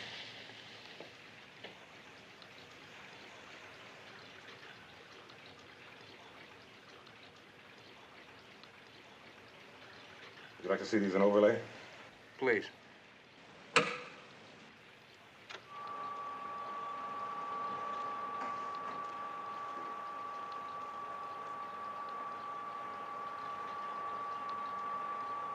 What's your official evaluation, Charlie? They both came from the same guy. No question. Wait a minute. Just wait a minute. Mike was knocked out. Anybody could have taken his gun and killed Carlino with it. Like? Like the guy that hit him over the head. That's who, like. The same guy could have stood around, then cleaned it out, and then put it back in Stone's holster. What do you mean? I don't know what you're saying. I mean, the cylinder was full. The gun was clean. It looked like it hadn't been shot. Stone told me it hadn't. Look, I'm telling you, whatever's going down here... Are you telling me it's never happened before? One cop killing another? Sure, it's happened before, but the cop was not Mike Stone. Well, I hope you're right, Keller. I really do. I hope he's as clean as that gun was when he handed it to me.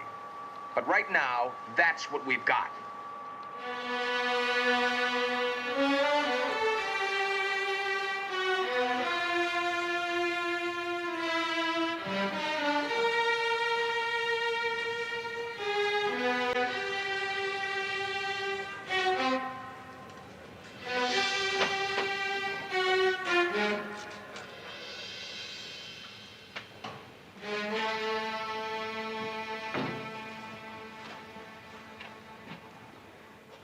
So what happened? So a bullet from my gun killed Carlino. All right, he got framed. What did the captain say?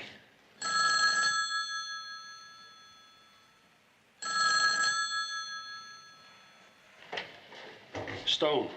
I know this is a stupid question, but I feel like cooking tonight. So if there's even the remotest chance you'll be home before 9 or 10, I'll gamble and make something super. That's fine, sweetheart, just fine.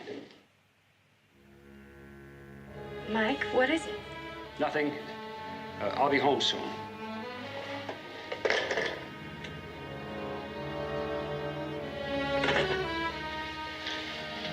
You got grounded?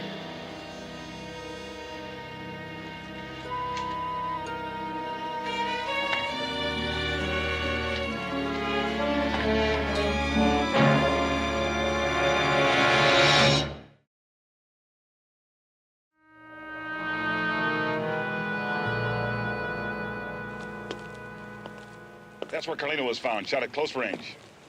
How close? About 3 feet. According to the medical examiner, the angle of the bullet says he probably was already down when he took it. That X, that where Stone went down? Right. At least that's what he said. Oh, come on, Dicker. Now, do you think Mike Stone is stupid? If he was going to kill Carlino, he wouldn't use his own gun. No, not if he had a choice. What are you getting at? Motive. Why would a cop with a great record in the department like Mike Stone kill another cop? Well, you sound to me like you've got the answer. All right, Bright Boy, let's have it. I can think of a dozen, and so can you. But they all come down to one thing, don't they? Survival. Now, if a man gets desperate enough, gets too much pressure, he'll do anything to save himself. And that includes doing something dumb like using his own gun. Now, Carlino was killed when he was down. Stone took a blow to the head. That means they could have argued, fought. And then, because there was no other choice, Stone shot him. Now, you tell me that's not possible.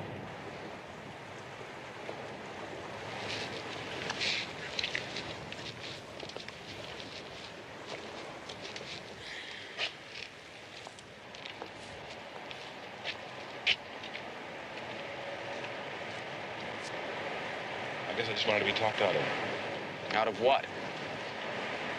Thinking Mike and Lyman are wired in some way. Hey, Dedini, you got something says they are? Listen. I think we better go downtown. I want to make a full statement. Okay, pal, you got it. 49ers plus 3. Lots of luck to you. Hey, Gappy! Gappy! Oh, hey, Steve, I didn't see you. Relax, sweet. Whatever went down, I didn't see it. Go down. Steve, come on. You know I'm keeping clean. I'm staying very lucky. Listen, Cappy, I got a problem. Yeah, so I hear. Mike, ain't it? Yeah, what do you hear? He's in trouble. With the department? Doesn't figure. So what does? You'll be stopping by. Word is you're looking for somebody. Guy named Baxter, Nate Baxter, you know him? What? Sure. It's hot stuff. Word is that offering 5 big ones for anyone who can finger him. Well, I need him for Mike.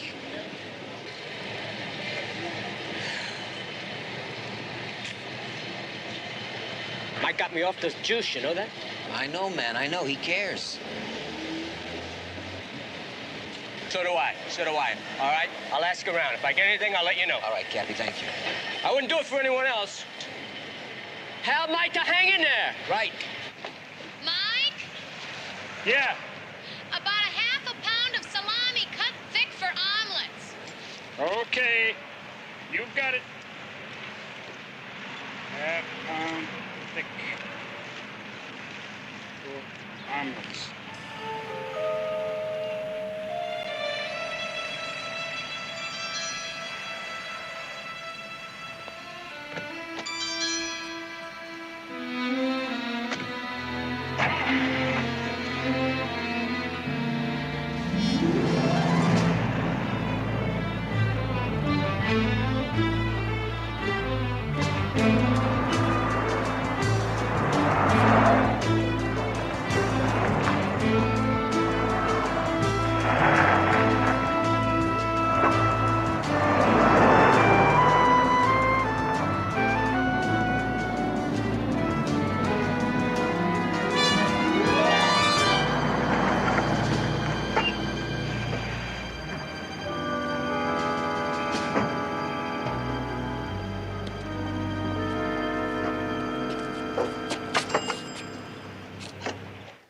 them both at the boxing arena, right? Correct. Inspector Decker. This is Stone. Listen, you have a tail on me. What? Give it to me straight, Decker. You got somebody on me. No, why? I don't know, but I'm gonna find out.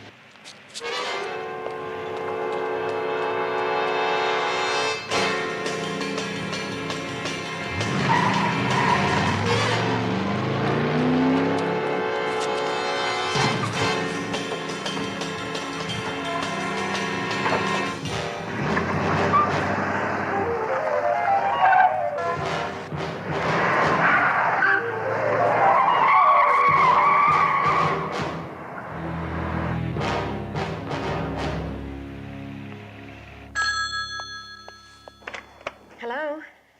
Let me talk to Mike Stone. Oh, I'm sorry, he's not here now. Well, you must be his daughter. You know he's in trouble, right? Who is this? Well, I'm a friend. Listen, I can get him out of that trouble. I have evidence. Well, can he call you when he... No, I can't wait. Listen, now maybe you can help. You meet me at the corner of Hyde and Jefferson, and I'll give it to you. But Just be here. As soon as you can.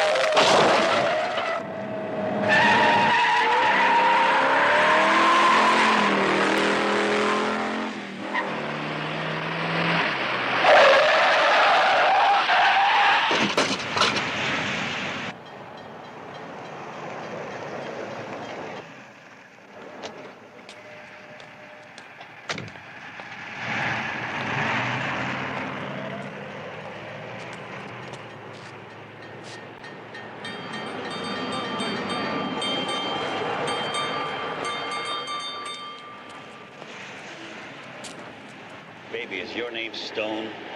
Yes? You're sure? Listen, give this to your father, and he'll understand. So hold on to it.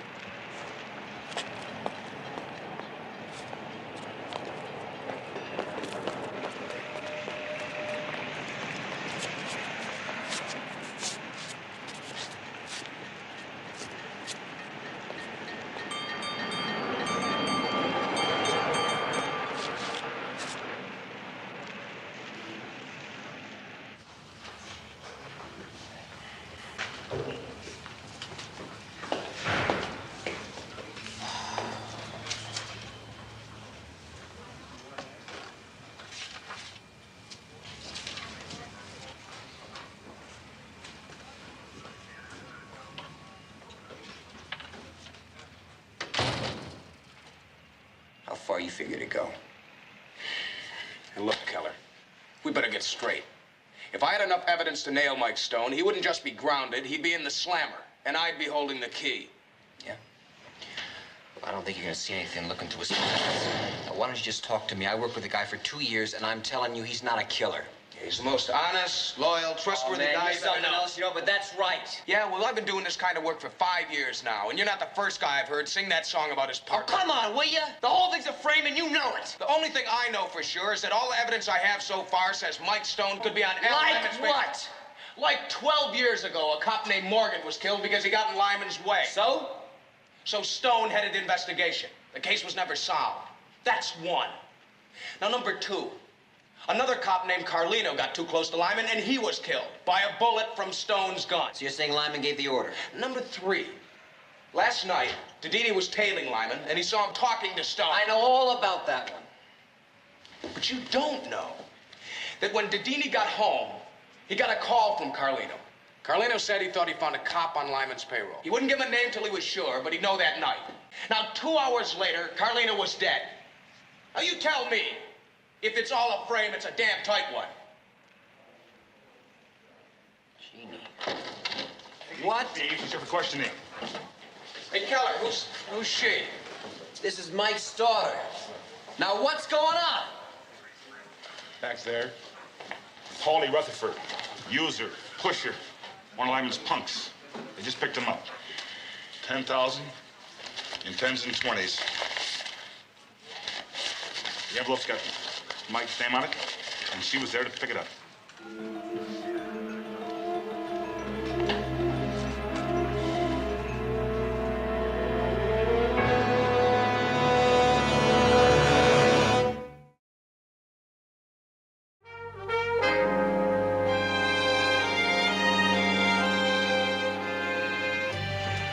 You know what I'd like to do? I'd like to find Lyman and tear him apart. That's what I'd like to do. I think you should do it. You wouldn't even have to report it. Just watch the late news, there it'll be in living color. I'm sorry, Mike. It wasn't your fault, sweetheart. Don't blame yourself. Another thing. How did Narco just happen to be watching that bank? A tip. A tip, huh? Nobody bothered to give a name, though, did they? And Paulie's downtown right now swearing he's given you a lot of other envelopes over the years. He's even willing to take the rap for it, Mike. I gotta give Lyman credit for one thing. He's doing a clean job on me. But you're innocent. I mean, they can't really believe you killed anyone. Decker does. You know, he's got you nailed 5 ways. He's even tied in a connection between the payoffs and the mortgage on this house. How's that? You paid it off in cash, $9,000, just 2 weeks after Morgan was murdered. He did that with his savings. No, he didn't. Decker checked with the bank, and at that time you had something like $700 in the account. I told him it came from your wife's insurance policy, like you said. Mike.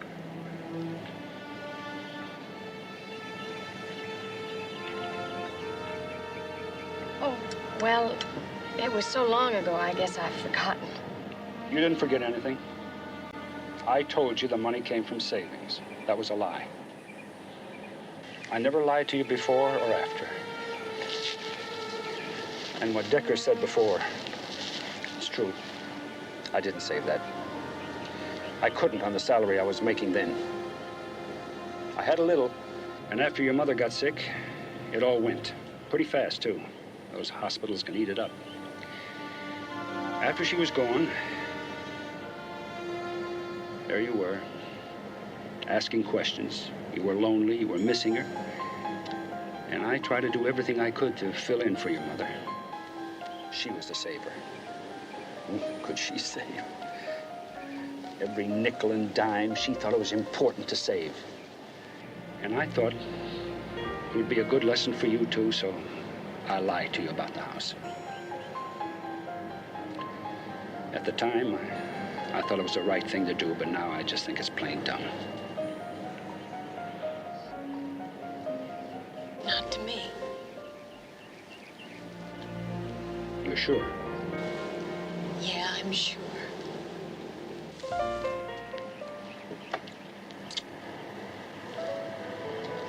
I'm pretty lucky. Come on, I'll walk you to the car. Jeannie, thank you for the coffee. You liked it? Yeah, it was good. Had a lot of character. Oh, listen, I checked on that car you chased. The plates were stolen. What about Baxter? Any word? No, nothing yet, but I'm going back on the street now.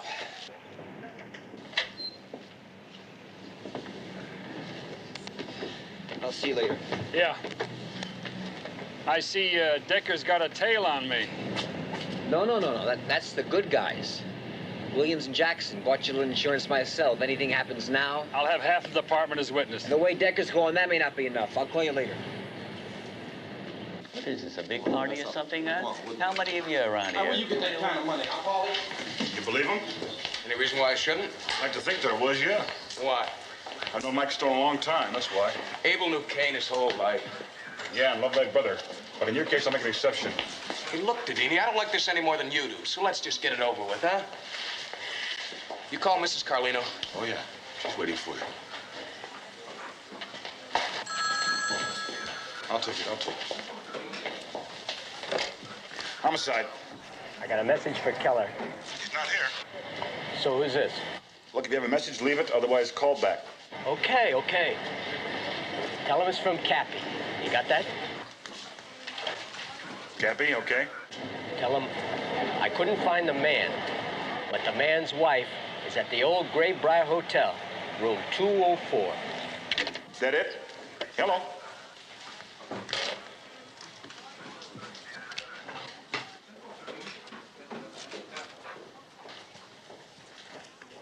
Did you know him? No, I never met him. That's how he looked 2 years ago. Not like what you saw in the morgue. Mrs. Carlino, I'm very sorry about what happened. Gino didn't die last night. He stopped living when he took that lousy job. We both did. They promised me they'd shave him. I don't want him buried like that. He'll have a full dress ceremony, and he has the respect of every man on the force. No. I'm sorry. It's all right. Is there anyone I can get for you? Family or friends? Friends? Our friends gave us up a long time ago. They thought Gino lost his mind, that he was some kind of freak, a junkie, a pusher. Who wants to be around somebody like that? Just the losers he had to spend his time with. Did you ever meet any of them? Did he ever mention any names? Like Al Lyman, Nate Baxter? He said he couldn't talk about the work. He said he couldn't. What about other officers? Yeah, I know a few. A Lieutenant Stone? Mike Stone? Stone. No, I don't think so. Why? No, I'm just investigating all leads, that's all. You investigating a police officer? I'm just trying to find out who shot your husband, Mrs. Carlin. You think another cop killed Gino? Somebody that was leading a normal life while Gino was running around like some kind of dirty, hairy animal? What anybody thinks isn't important. Now, all that matters is finding the truth. That's why it's important for you to try to remember. Now, anyone you might have met while he was working. Yeah, I met someone. A girl, a junkie. Gino brought her into the hospital last July. Hospital? Yeah, General Hospital. I work as a nurse's aide on vacations. It was 4th of July, and he brought her in because she was sick. She was dying. And because he said that she was a friend of his. Well, can you remember her name? Pam, that's all he called her. I hadn't seen him for 2 days, and he comes in with her. But it wasn't what I thought at first. It was just a friend. He wanted to help her. He didn't do anything wrong. And you haven't done anything wrong in telling me. Thank you.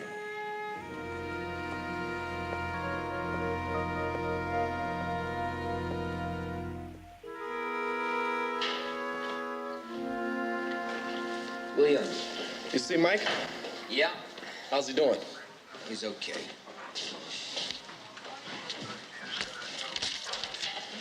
When did this come in? Oh, about a half an hour ago, maybe. Dedini took it. Pam Smith. She was a heroin user. Yes, thank you. Do you have an address on her? Josie, please take care of B14. Thank you. Yes. Apparently it's changed. She was supposed to come back for a post-op, but the notice we sent came back NA. Okay, can I have that card, pad and pencil and stuff? Here you are. What was her condition? I never interviewed her. Once her condition was stabilized, she disappeared. Okay, thanks anyway. All right. Hey, Keller. Who's that? Baxter's ex-wife. I came with her in the ambulance. Where's your car? It's out back.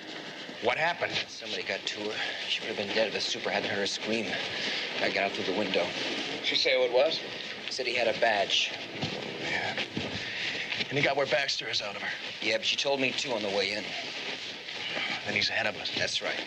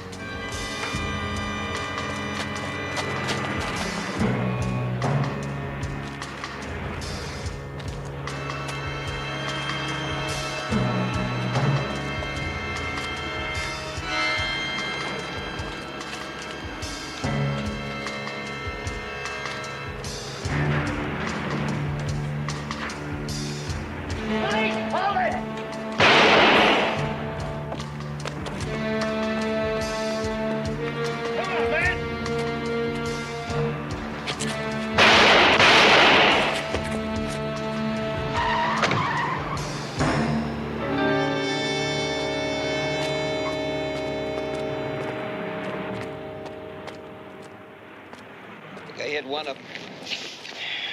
This one's dead. Is it Baxter? Yeah.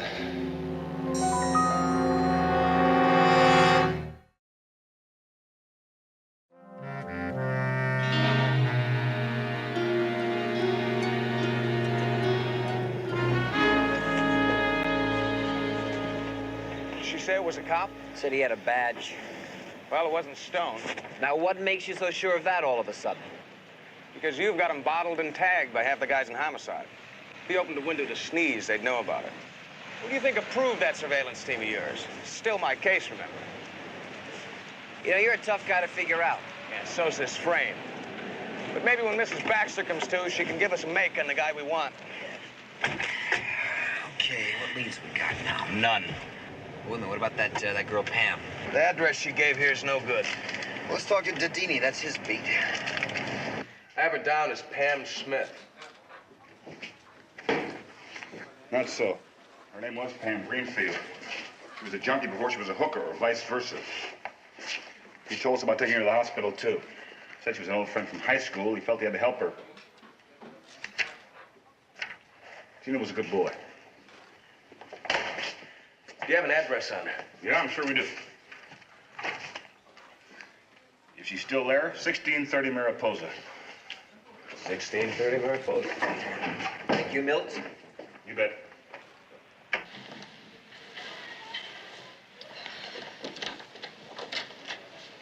I'm busted, right?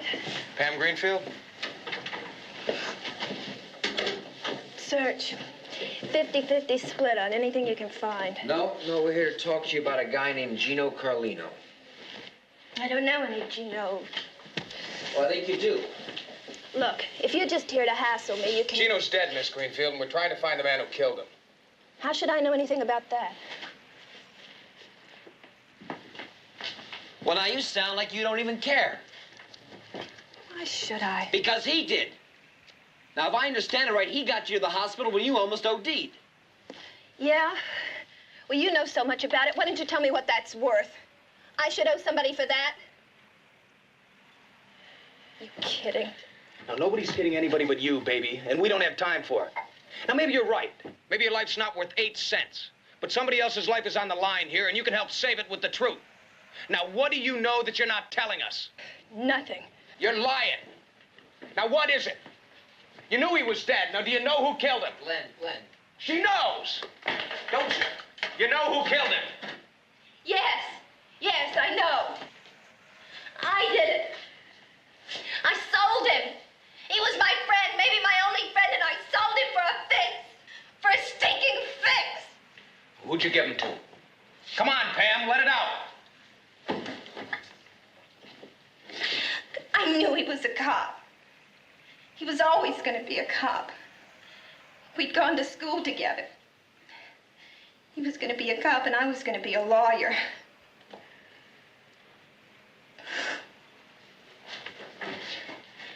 I guess we made it halfway there, huh?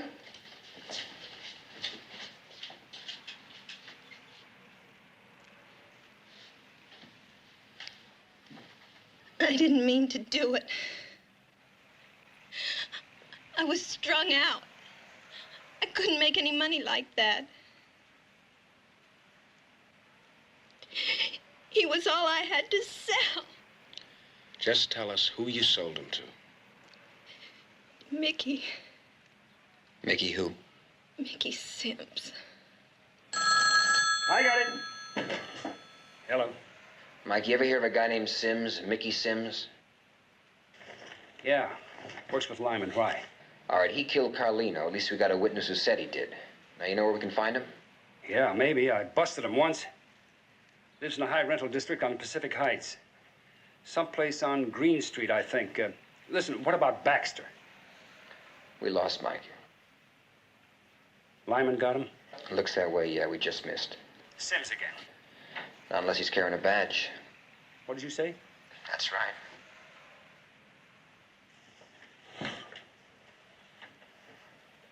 Lyman does have a cop. Looks that way. Maybe Sims can tell us who. I'll call you later. No, wait a minute. What about Mrs. Baxter? She dead, too? No, she's a general. She was beaten up pretty bad, though. Well, then she can tell us about the guy, can't she? Well, if she pulls through, right now it's 50-50. Talk to you later.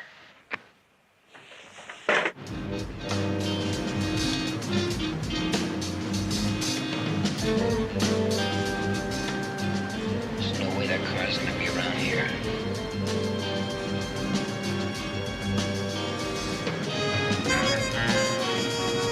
Hey, you think he might have called a doctor?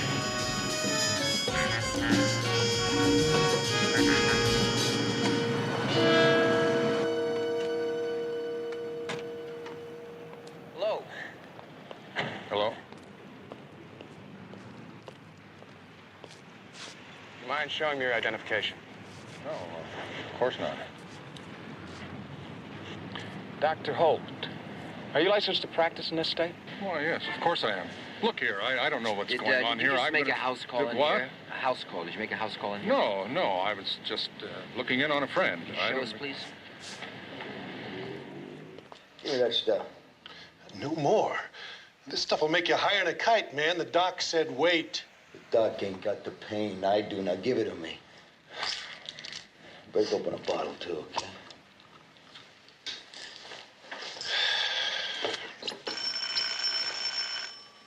Take a look.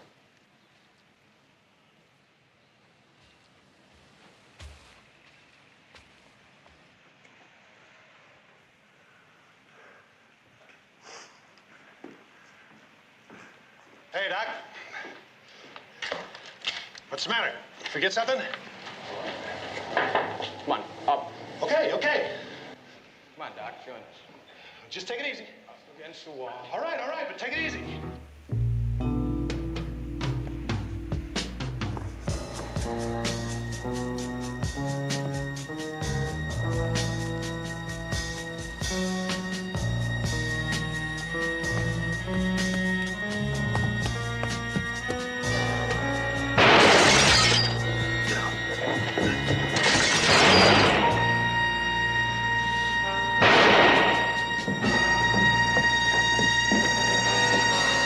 Drop it!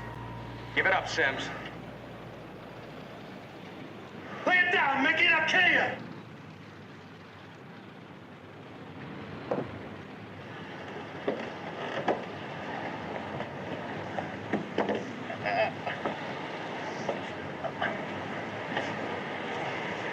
sure a match on that one. How'd you time the Baxter or his will? No.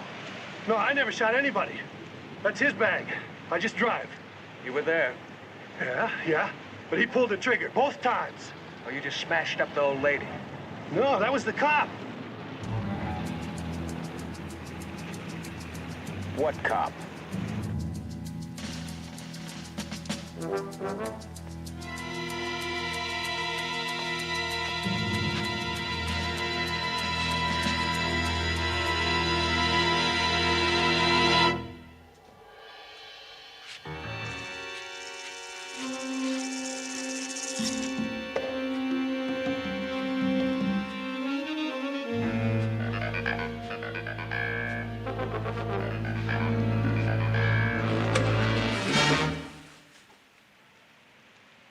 She's upstairs.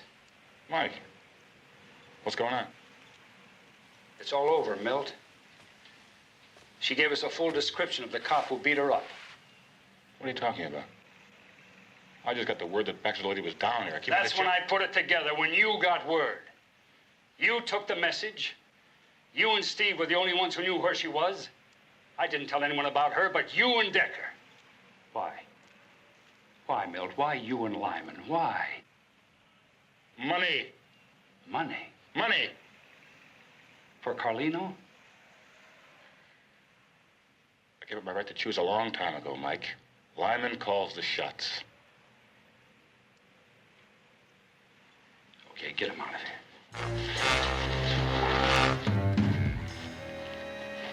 Milt. Mike, I'm sorry. I really mean that. But you and I are going out here together. You and me. You were gonna waste my life before. Come on, go ahead. Waste it now. You made a lot of bad moves, Milt. Come on. But you got one good one left. Give me that gun. And tell me all you know about Lyman.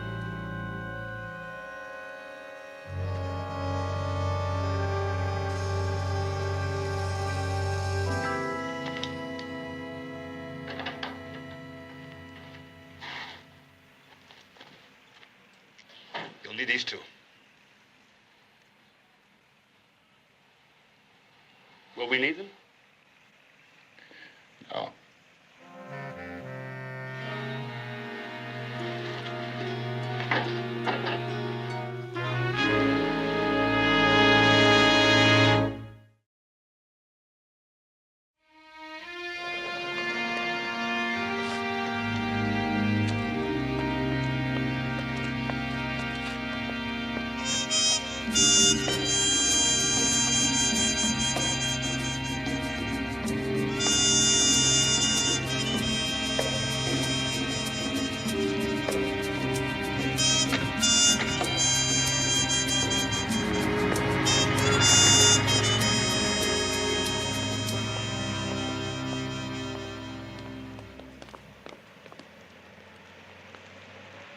As much as I always wanted Lyman, I never wanted him that bad.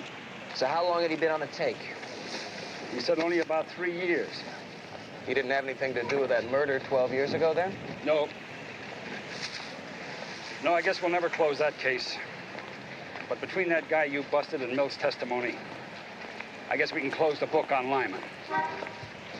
You know, maybe we ought to get inside and see that Greenfield chick. She thinks she sold Carlino and might want to hear that Lyman knew about him all along anyway. Yeah. I don't think it's going to help, though. She's always going to know what she did. Lieutenant? Mike. Mike. I think I owe you an apology.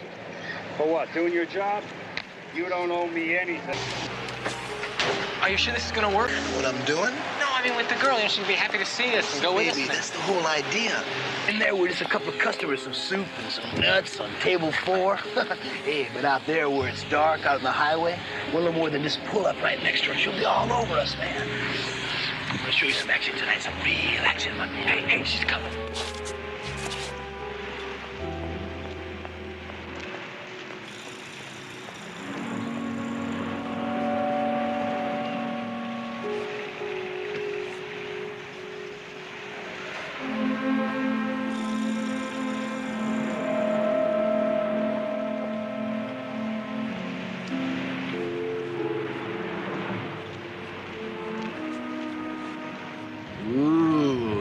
Tough little bod, huh? I bet she's a real hellcat. Yeah, come on.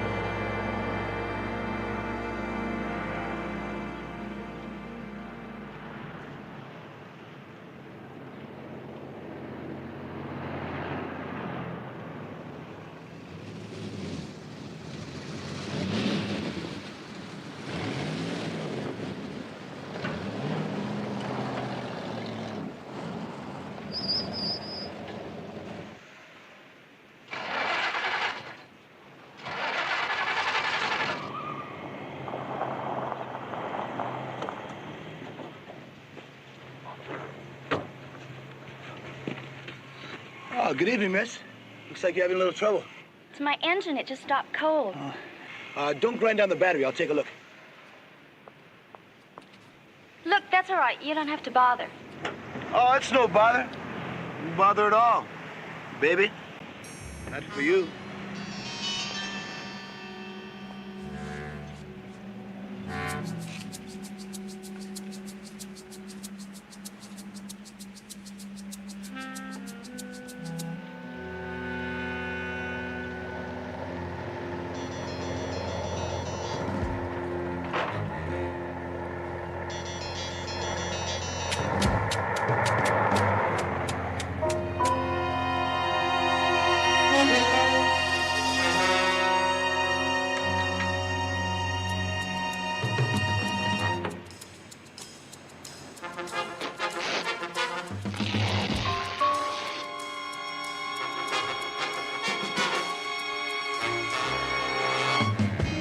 Oh, no.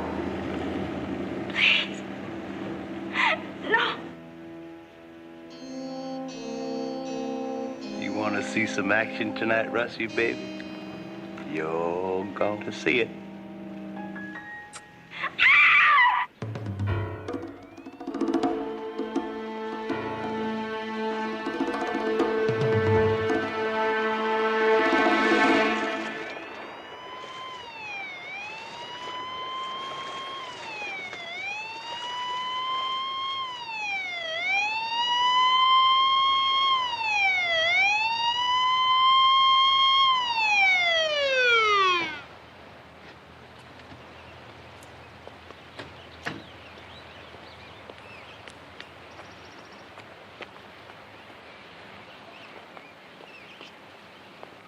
Any chance of suicide?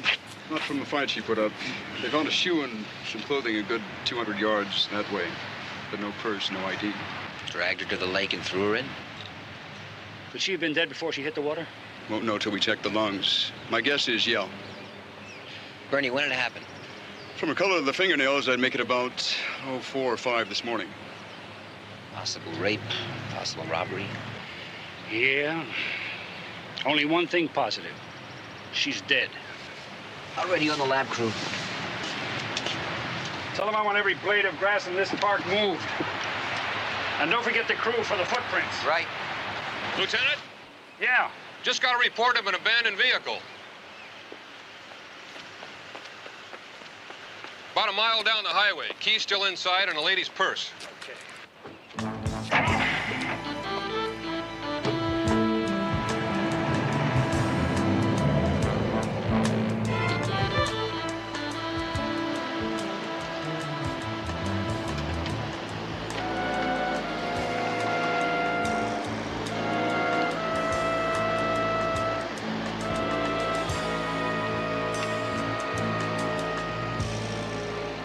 Let's have it. Susan Ellen Morley's a Broadmoor address. Description? It's her, Mike, yeah. All right, don't let anyone near the car until the print boys get here. It's a check stub here. Looks like she worked up at the Cliff House. Cliff House? Yeah. That's right up the highway, isn't it? You gonna talk to her folks? Yeah, I'll talk to them. All right, I'll go up to the Cliff House. Pretty girl. Yeah. But passion for bringing Arabs together and the drawing power of his vast oil wealth could turn the talk into reality. The Swedish National Immigration Board said 5 British soldiers have been given residence permits after they deserted to avoid military duty in Northern Ireland. Meantime, elsewhere in Britain, Scotland Yard detectives were investigating the source of leaflets. Russell, what are you still doing here? You're supposed to be at work. Do you realize what time it is? I'm not feeling so hot, Mom. You know you're going to lose that job. I said I'm sick. So go to bed. Well, it's not like that. I just feel tired, you know. I know. Now listen, I'm going over to Judge Cameron's for a bit. I think Jill's moving back home. It looks like a marriage has gone on the rocks, poor child. And Russell, if you really don't feel good, don't sit out here in the breeze. I could be dying and you'd still go to Judge Cameron's, wouldn't you? What? Nothing. And don't forget to call the airport and say you'll be late for work. And you'll find your lunch in the refrigerator.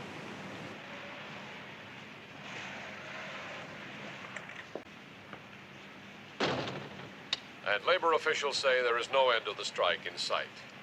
But the day's top local news story is still the death of young Susan Morley.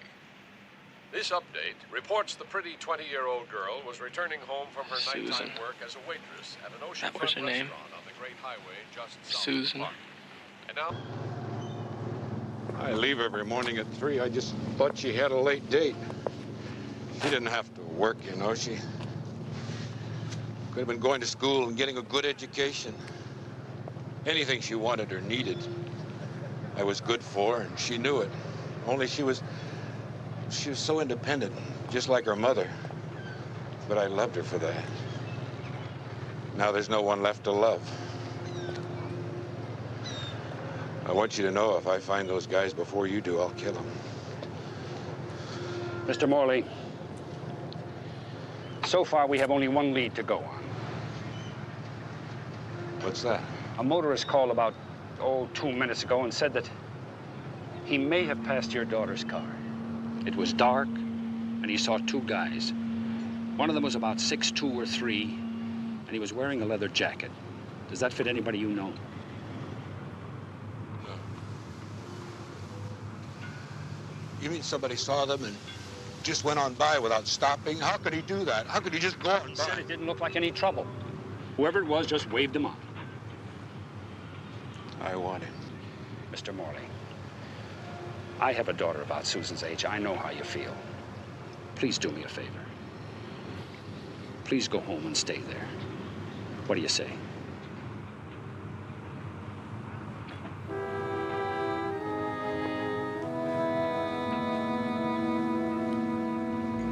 I'll call you.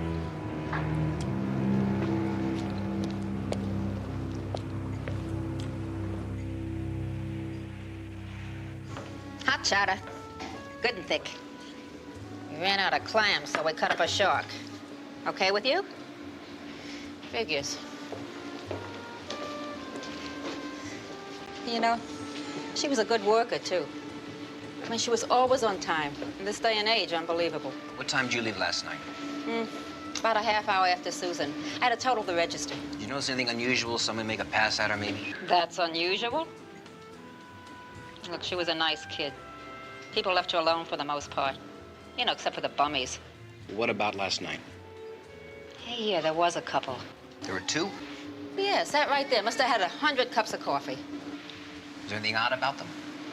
Yeah, they were dirty. They were dirty? Yeah. You know, that's the first thing I notice about people when I wait on them. I mean, here we work up our hinds off, keeping everything clean and polished. Then some slobs come in here, like right out of a grease pit. You know, dirty hands, dirty fingernails.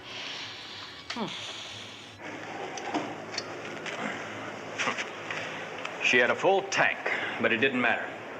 Not with this little baby bolted on. It's a fitting. Blocks the fuel coming from the gas tank. And this holds less than half a pint of gas. So when that's empty, the car stops? Right. Had to be a mechanic. Goes along with the fingernails that waitress picked up on. No offense, Fred. Just so I'm not a suspect. I heard about a gizmo like this before somewhere. Ring a bell with you? Yeah, it was a murder rape. It was out on the road. It was a mechanic. Right, it was Devitt's case. All right, I'll get with him. What make car is this from? It's not an auto part, custom made. Well, what about the fittings? All chrome, too expensive for a production car. Something else too, Mike. Yeah, what's that? Different gasoline. The gas tank was filled with low lead regular, but this was filled with high octane, nitromethane, the kind they use for racing cars and speedboats. No, Chet. I'm telling you, I've been listening to the radio all day. Yeah, I just heard it. Oh, what do you mean, don't worry? Somebody saw us! I don't know who. Listen, Chet, we gotta talk, okay? All right, later. Chet Barrow? Yeah. What's he want? Nothing? Didn't sound like nothing to me. Asking you for money again? No, I was telling him to pay me back. Good. I don't like that boy. Never did. I thought you were going to work. But I'm sick. Yeah, so sick you can't pick up after yourself. I'll do it. When? Tomorrow? Oh, that poor girl. Hope to get the one who did it and put him away for good. Judge Cameron says someone like that will do it again and again. Judge Cameron, he knows everything, doesn't he? He's had to deal with more than one deviant. He says they follow a pattern. Well, maybe it wasn't like that at all. It could have been an accident, it could have been a mistake, it could have been lots of things. Judge Cameron says it was all planned, every step. Well, what does he know? Was he there? Huh? Tell me that. Was he there? That's no way to talk about a man who's been good to us. 16 years of steady work, Russell, has put bread on the table and the shirts on your back. He laid you off fast enough when his kids grew up, didn't he? That's right. You powdered their bottoms and packed them off to their private schools and picked up after them all day, didn't you? But then they just let you go, didn't they? No pension, nothing for the future? It was work. 12 hours out of every one of those days for 16 years. They had no mother. Neither did I.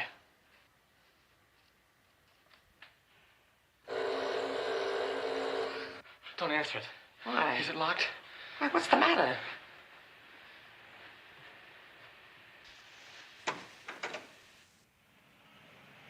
Wilma? Jill, what is it, child? I had to talk to someone.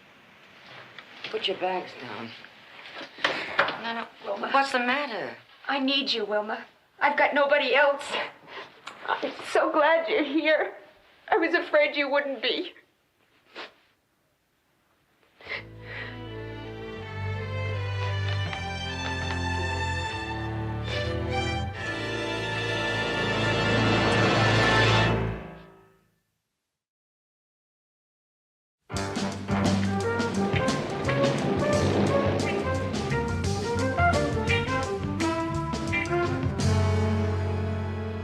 Masters.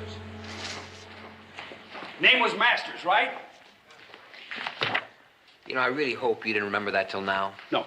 The minute I came through that door, it came to me. Bert Masters. That was him, a rape murder, and he used a fuel cutoff device in the girl's car, just like this case. Where did it happen again? Golden Gate Park, 2 a.m. He raped her, but she got away. She ran across 19th Avenue, got hit by a truck. DOA General. 6 to 5. He's a boat mechanic.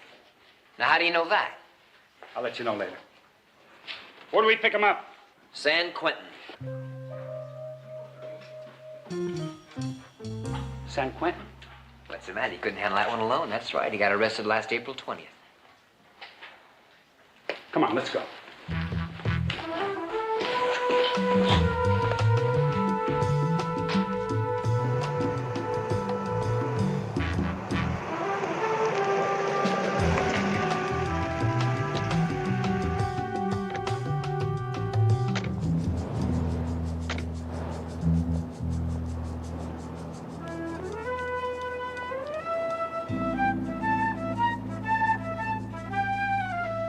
How are you? Stone and Keller? Yes, sir. Weapons, ammo, cuffs?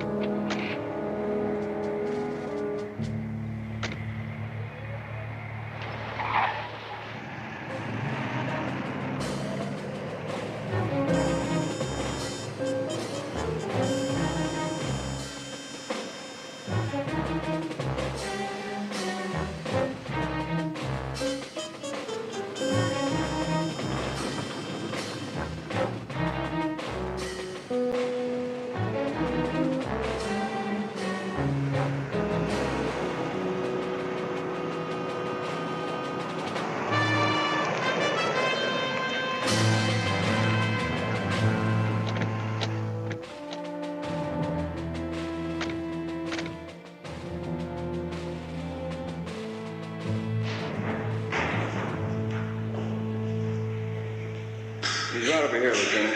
Masters! Something to see.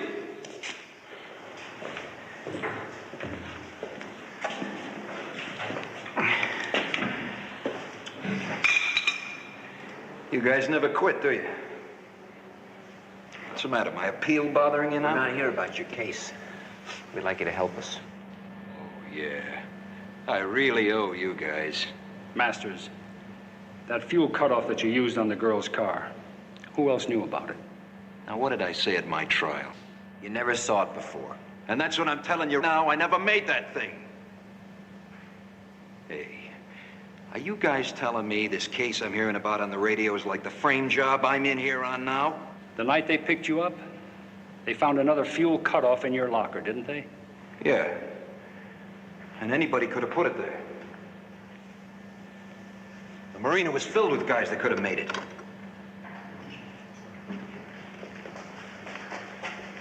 Did you happen to know a mechanic at the marina who was about 6'2" or 3", light hair?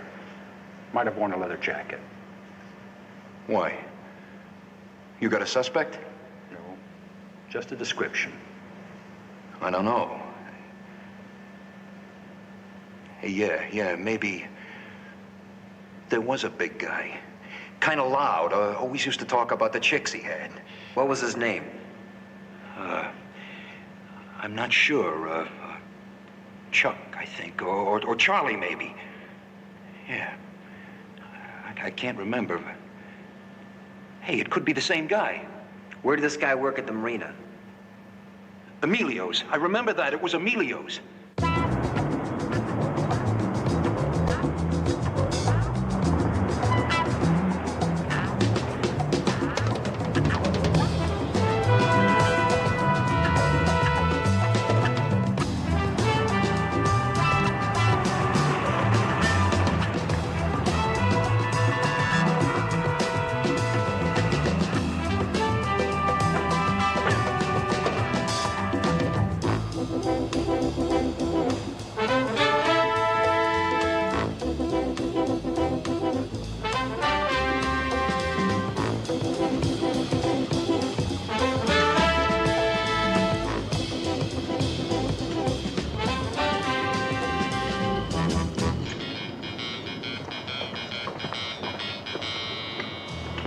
Are you Emilio? No? You know where we can find him? Can't. Why is that? Because there never was no Emilio. Well, the sign out there said there's a guy named... Sign says Emilio's. Because when I first started this place, every boat on this wharf was owned by an Italian. Well, if I put Gustafson's on the sign, I'd still be looking for my first customer. Well, my name is Stone, and this is Inspector Keller. We're looking for a mechanic who works here by the name of Charles. Chuck, maybe. Well, no one here by that name neither. He's a big guy, 6'3", maybe, wears a leather jacket a lot. Him? Look, if you find him, I want a piece of him. Then you do know him. Yeah, I know him. He took off about 6 months ago. He robbed me blind. Tools, spare parts, anything that wasn't bolted down. How about these? These anything he could have taken? No, that ain't marine fitness. Salt water would eat that metal alive. Where do those come from? You know, they're racing parts, maybe, or what? No, not them. Them's aircraft fittings. I worked in the plant during the war. I've seen lots of them. Sure. Well, that goes with the nitromethane gas, I guess. You're working with planes now. Looks like it.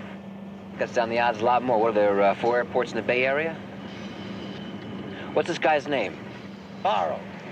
Chet Barrow.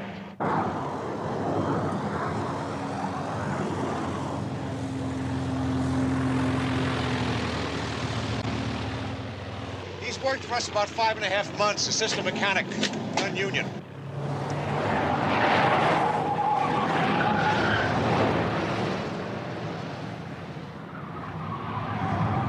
What's that? Airport security. I called him to meet us. Where is he? He should be in the hangar. Well, wasn't that all right?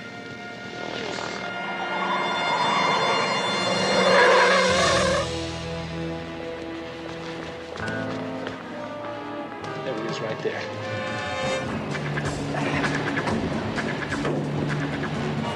Go take the phone.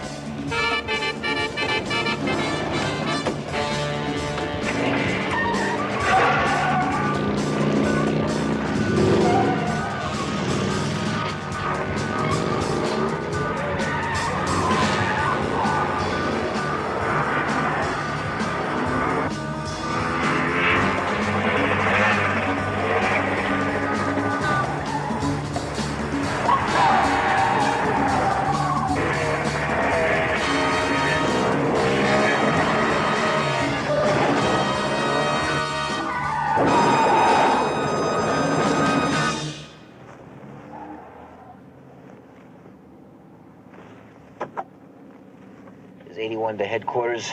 Got an APB suspect armed and dangerous. I've tried to talk to Frank. We just don't seem to speak the same language. And Daddy, all he does is hand down lectures. Honey, he can't help you anymore. Neither can I. I mean, you're grown now. Whatever the trouble is, it's between you and your husband. You still love him? Yes, I think so. It's not the same. No other man, huh? No. Then, honey, why don't you go on home and make it the same? I don't know if I can, Wilma. I need time. All right, I'll tell you what. Stay here, relax, we'll talk later. You see, I gotta see Russ, okay? Wilma? Thank you.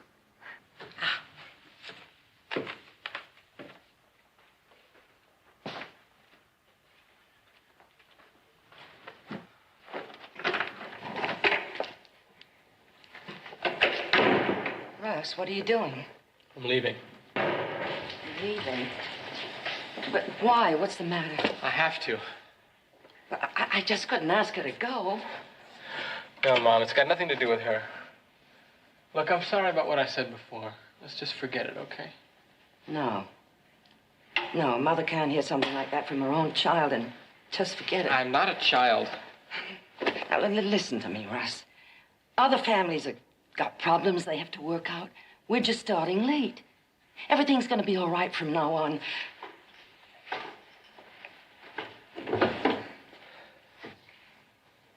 Listen. You've never really had the things I wanted for you. And I did give away time to someone else that should have been yours. But even without me, you've done fine. You know, I never even said how proud I've always been of you. Staying out of trouble, working the way you have, taking jobs you couldn't stand. Don't, Mom. Come on, please, don't. Now, I gotta say this. Russ, I'm grateful you stuck by me. I am, Russ. A lot of boys would have left a long time ago. But you've been good, you've helped me, and you've never done anything to make me ashamed. Stop it! Just stop it! Son, what's the matter? What is it? I'm scared. Scared of what? I'm in trouble, Mom. I'm in real trouble. What kind of trouble? I can't tell you that. You were scared when Jill came to the door. It's got something to do with Chet Barrow. That's what you were talking about when I came home, wasn't it? Oh, Russ, come on, tell me. Whatever it is, tell me. I won't let anything happen to you. I just wanted her to like me. Wanted who to like you? That girl. What girl? Oh, dear God, no. The girl in the papers, huh? It was just Chet. He did it. I never touched her, Mom. I swear, I never touched her. But you were there. Oh, it's the police. I know it is. Mom, you gotta help me. Come on, Mom, you got to.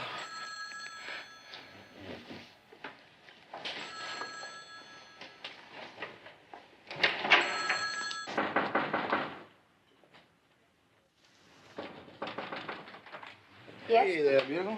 What's your name? Well, maybe you'd better wait in here. Russ around?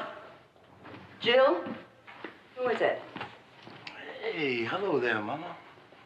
Russie around? No, he's not. What? Now listen, you. I won't have you in this house. You get out. Looks like you and Mama have been doing a little talking now, Russie, baby. You heard me, didn't you? I said get out. Get out! Leave her alone. Come on, Chet, please. Hey, baby, I think you have enough problems without adding me to your list. You just leave the ladies to me, okay?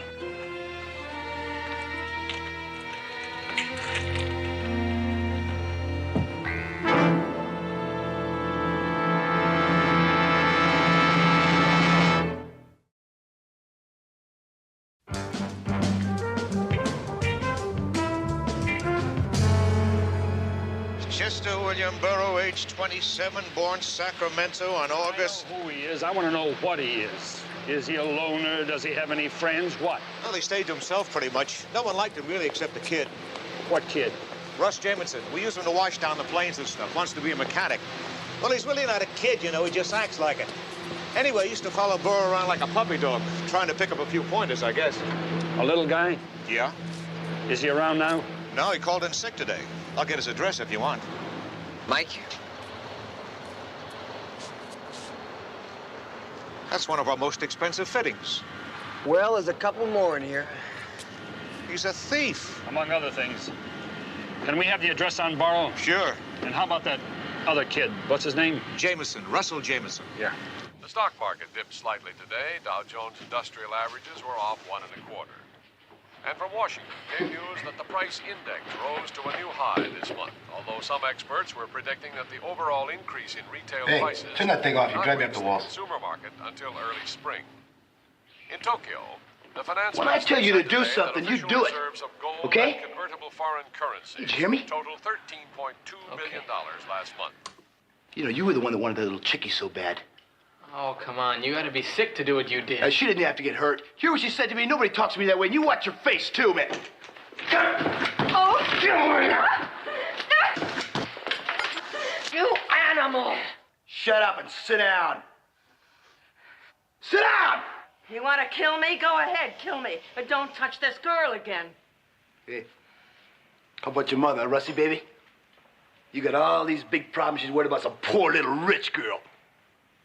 Trimaran left the Oregon coast last month. You think I'm an on animal? to San Diego. No, you're an animal. You're a rabbit. And from Los Angeles, charges of fund manipulation, union blackmailing, and the use of physical violence against dissident workers were aired Friday during a hearing on pension plan abuses. More than a score of witnesses, including aging workers, labor union representatives, attorneys, and widows of workers, testified at the Senate hearings which opened yesterday.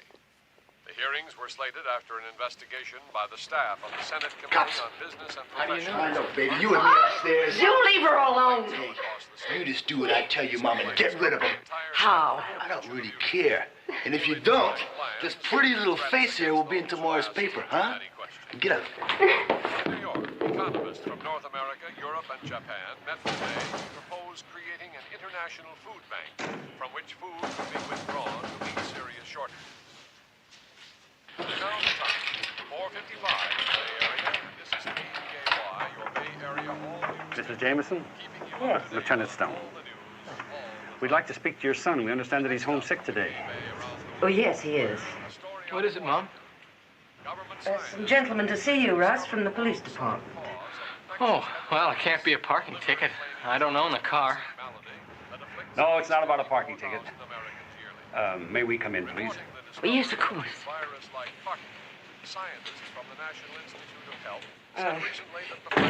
Can I offer you gentlemen something like tea or coffee? No, thank you. No, thank you.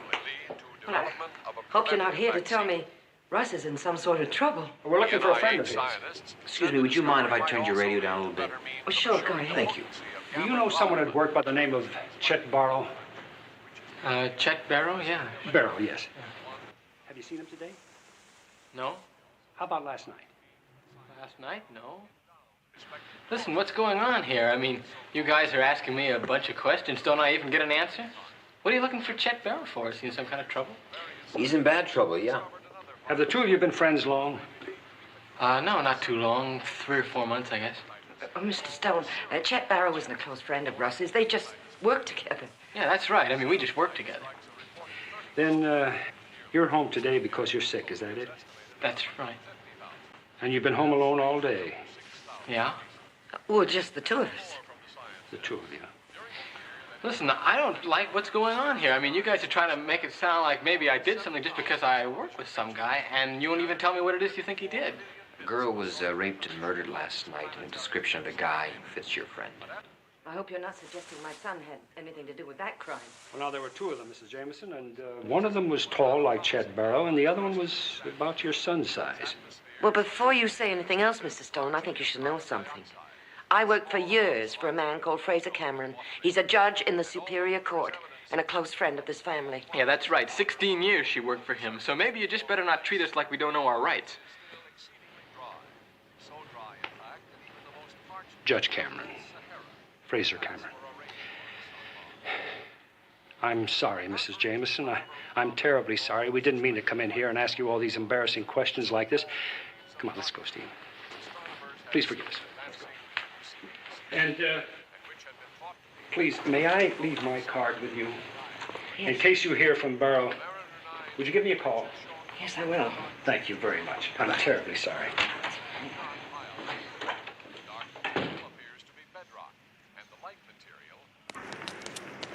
You see his bike? What? I think he's in there.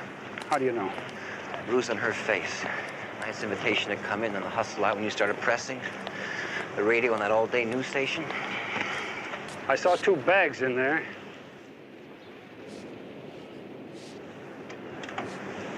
And that Lincoln, you think it goes with the house? No. And do you know, you don't know Judge Cameron. If I do, I forgot. 298 BZE. Maybe DMV can tell us who owns it. Inspectors 8-1 to headquarters. Emergency request for vehicle identification from NCIC.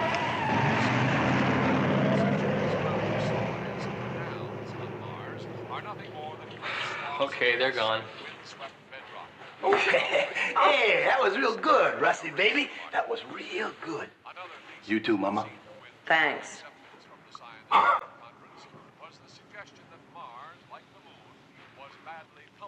Say, baby, is that your car over there? Yeah, on this street. That's your car. Mm-hmm. Yeah, I'll tell you what we're gonna do, huh? We're all just gonna relax. We'll wait until after dark. We'll take a nice family ride. Would you like that, Mama? Hmm?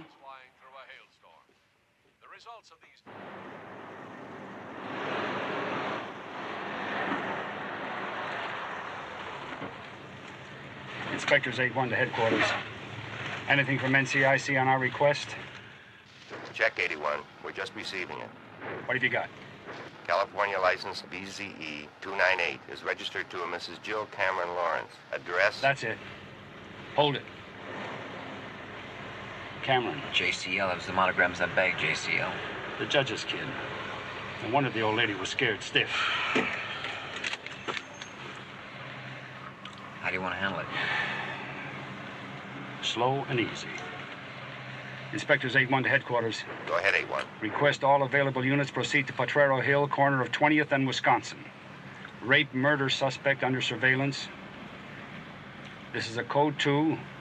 Prepare for possible code 3000 blockade.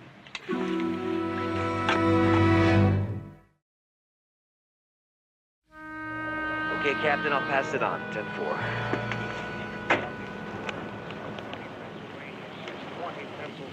I don't have time to talk to the old man. Just do it. Okay, Mike, you got it. Flash bulletin at 6:35 on the button. Thanks, Marvin. I appreciate it. Okay. What about Olson? What did he say? He wants to cut the odds down first. Cut the odds down? What, did he tell you how? We go back, talk to the Jamesons, bring them downtown for questioning. And leave Barrow in there alone with the girl? Just long enough for somebody to go in one-on-one while he's listening to the phony broadcast saying he's clear. Wait a minute. Was this your idea or his? Mine, if it works. If it works? If it works. Okay. I'm going to try it. I guess you better talk to the Jamesons. It'd be kind of funny if I went back there alone. I mean, you being the big honcho and all. All right. Buddy boy, you have 5 minutes to get into position. Okay. And listen, don't you try to take him alone until that broadcast starts. Take care.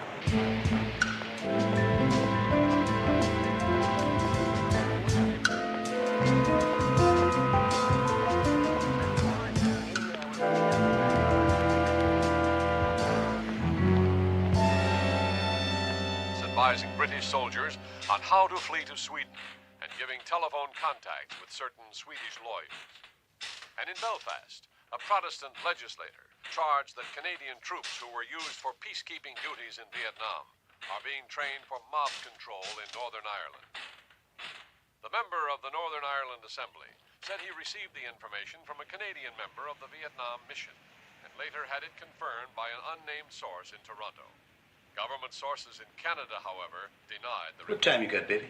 And once again from Washington, the energy crisis It's almost is a 6:30. built-in gold mine for crooks, according to one Hey, official involved in I didn't ask you. crime I asked the projects. lady. The center, established last May, Pretty watch you got there, huh? She said selling back a lot of money, huh? Leave her alone. Yeah, come on, Chet. Look, there's no need. Hey, Rabbit. on the energy crisis. You just relax. Among the things that consumers You know, should be your aware needs and of mine, are salesmen who try it's any two of the real following different tactics. things. One, Where you come from? your home as a How do demonstration people like you get born into this world? Oh, Mama, we all come from the same place. There's always someone like you to thank. Two, telling the customer he must sign the contract immediately or lose the opportunity. You little punk! Yeah, bust your head open! You pig! It's okay, honey. Yeah, okay, honey.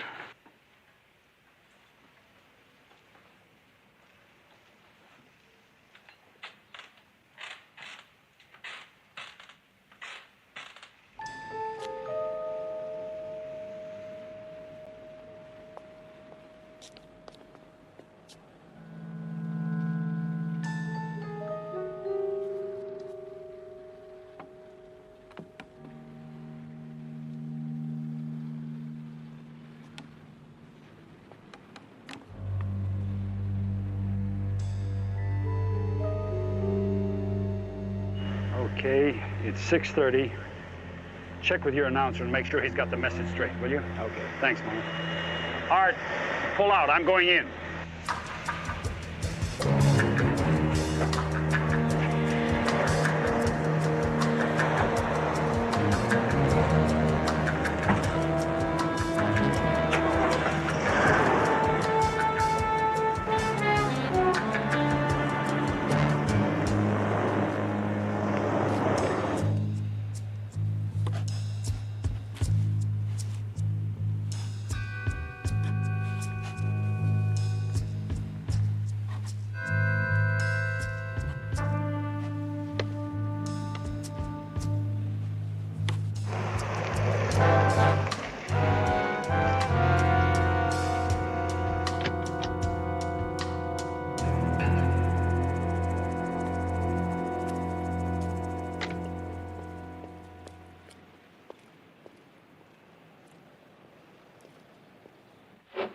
Cops back.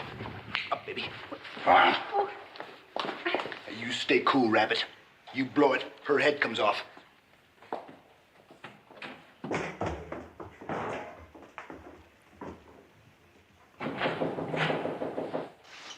I'll get it.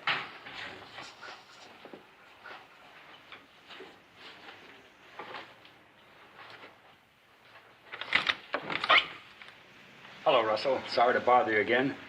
But I'm going to have to ask you and your mother to come downtown with me and take a look at some pictures. But right now, Mr. Stone? Yes, ma'am. Well, I don't know if I can. I just got through talking to Judge Cameron, and he said that he thought the two of you would be very cooperative. Well, won't you come in while I get my coat? Yes, ma'am.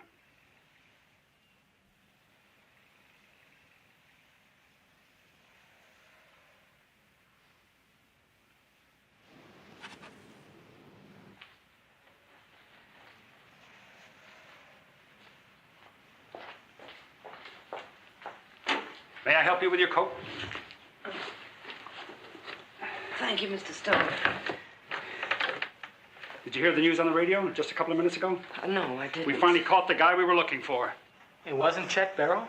No, it wasn't Chet Barrow. It was somebody else, a different guy. That's why I wanted you to come downtown. We wanted to clear up that whole thing about your friend, Chet Barrow. You would have heard it on the radio. It was station, that old news station, KBAY. Oh.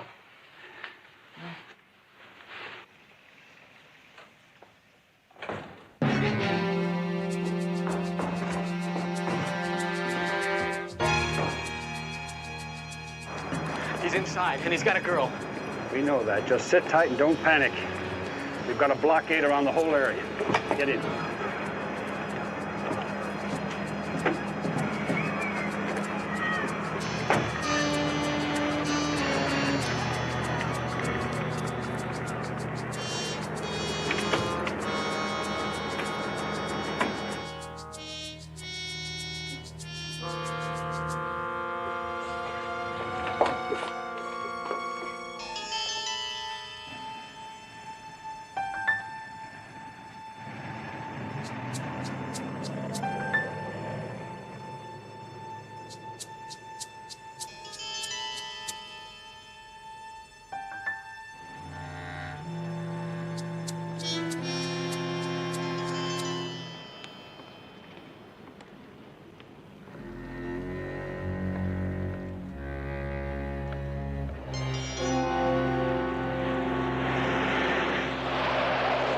Everything's go, Mike. It's on the air. Good.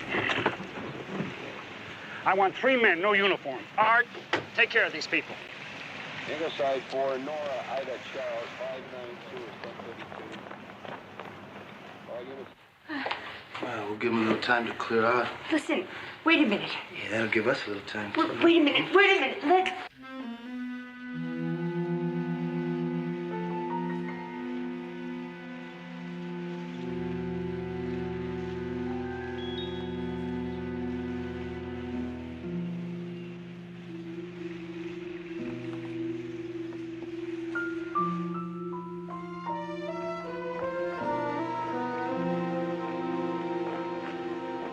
Barney, take 2 men around the back.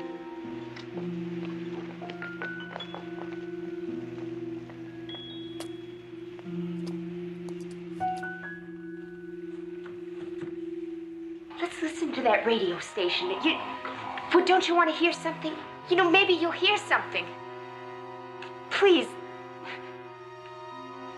There's only one thing I want to do right now, honey. Oh, please, please. Please do it, please.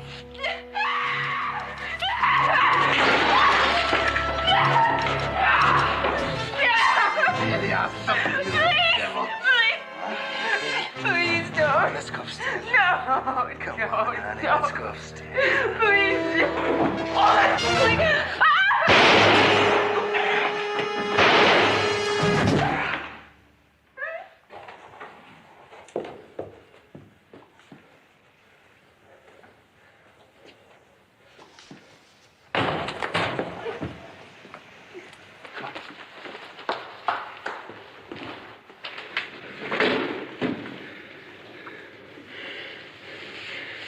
Radio was dead. Yeah, I know. So is he.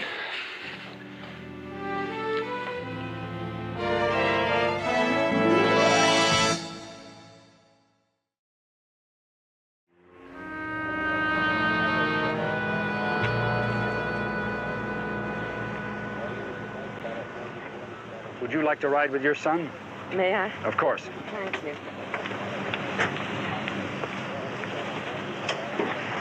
Jill, honey, listen, why don't you go home and talk to that husband of yours? He's a good man. I will. Wilma? Well, maybe with Russell gone. Well, I mean, we've got more room than we need. No, thank you, dear. Russell's waited all these years for me to come home. I guess I can wait for him.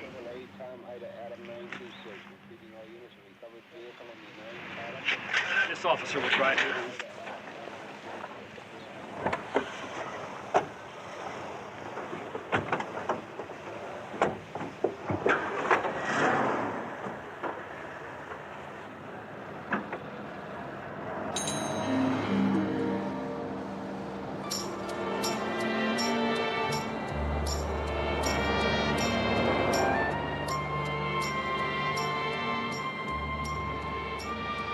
I better get you to the hospital. Well, it's just a crease. Just a crease, yeah? Just a minute. Easy. I guess it ruined one of your fancy jackets, huh? Wait a minute. You want me to drive? No, I can drive.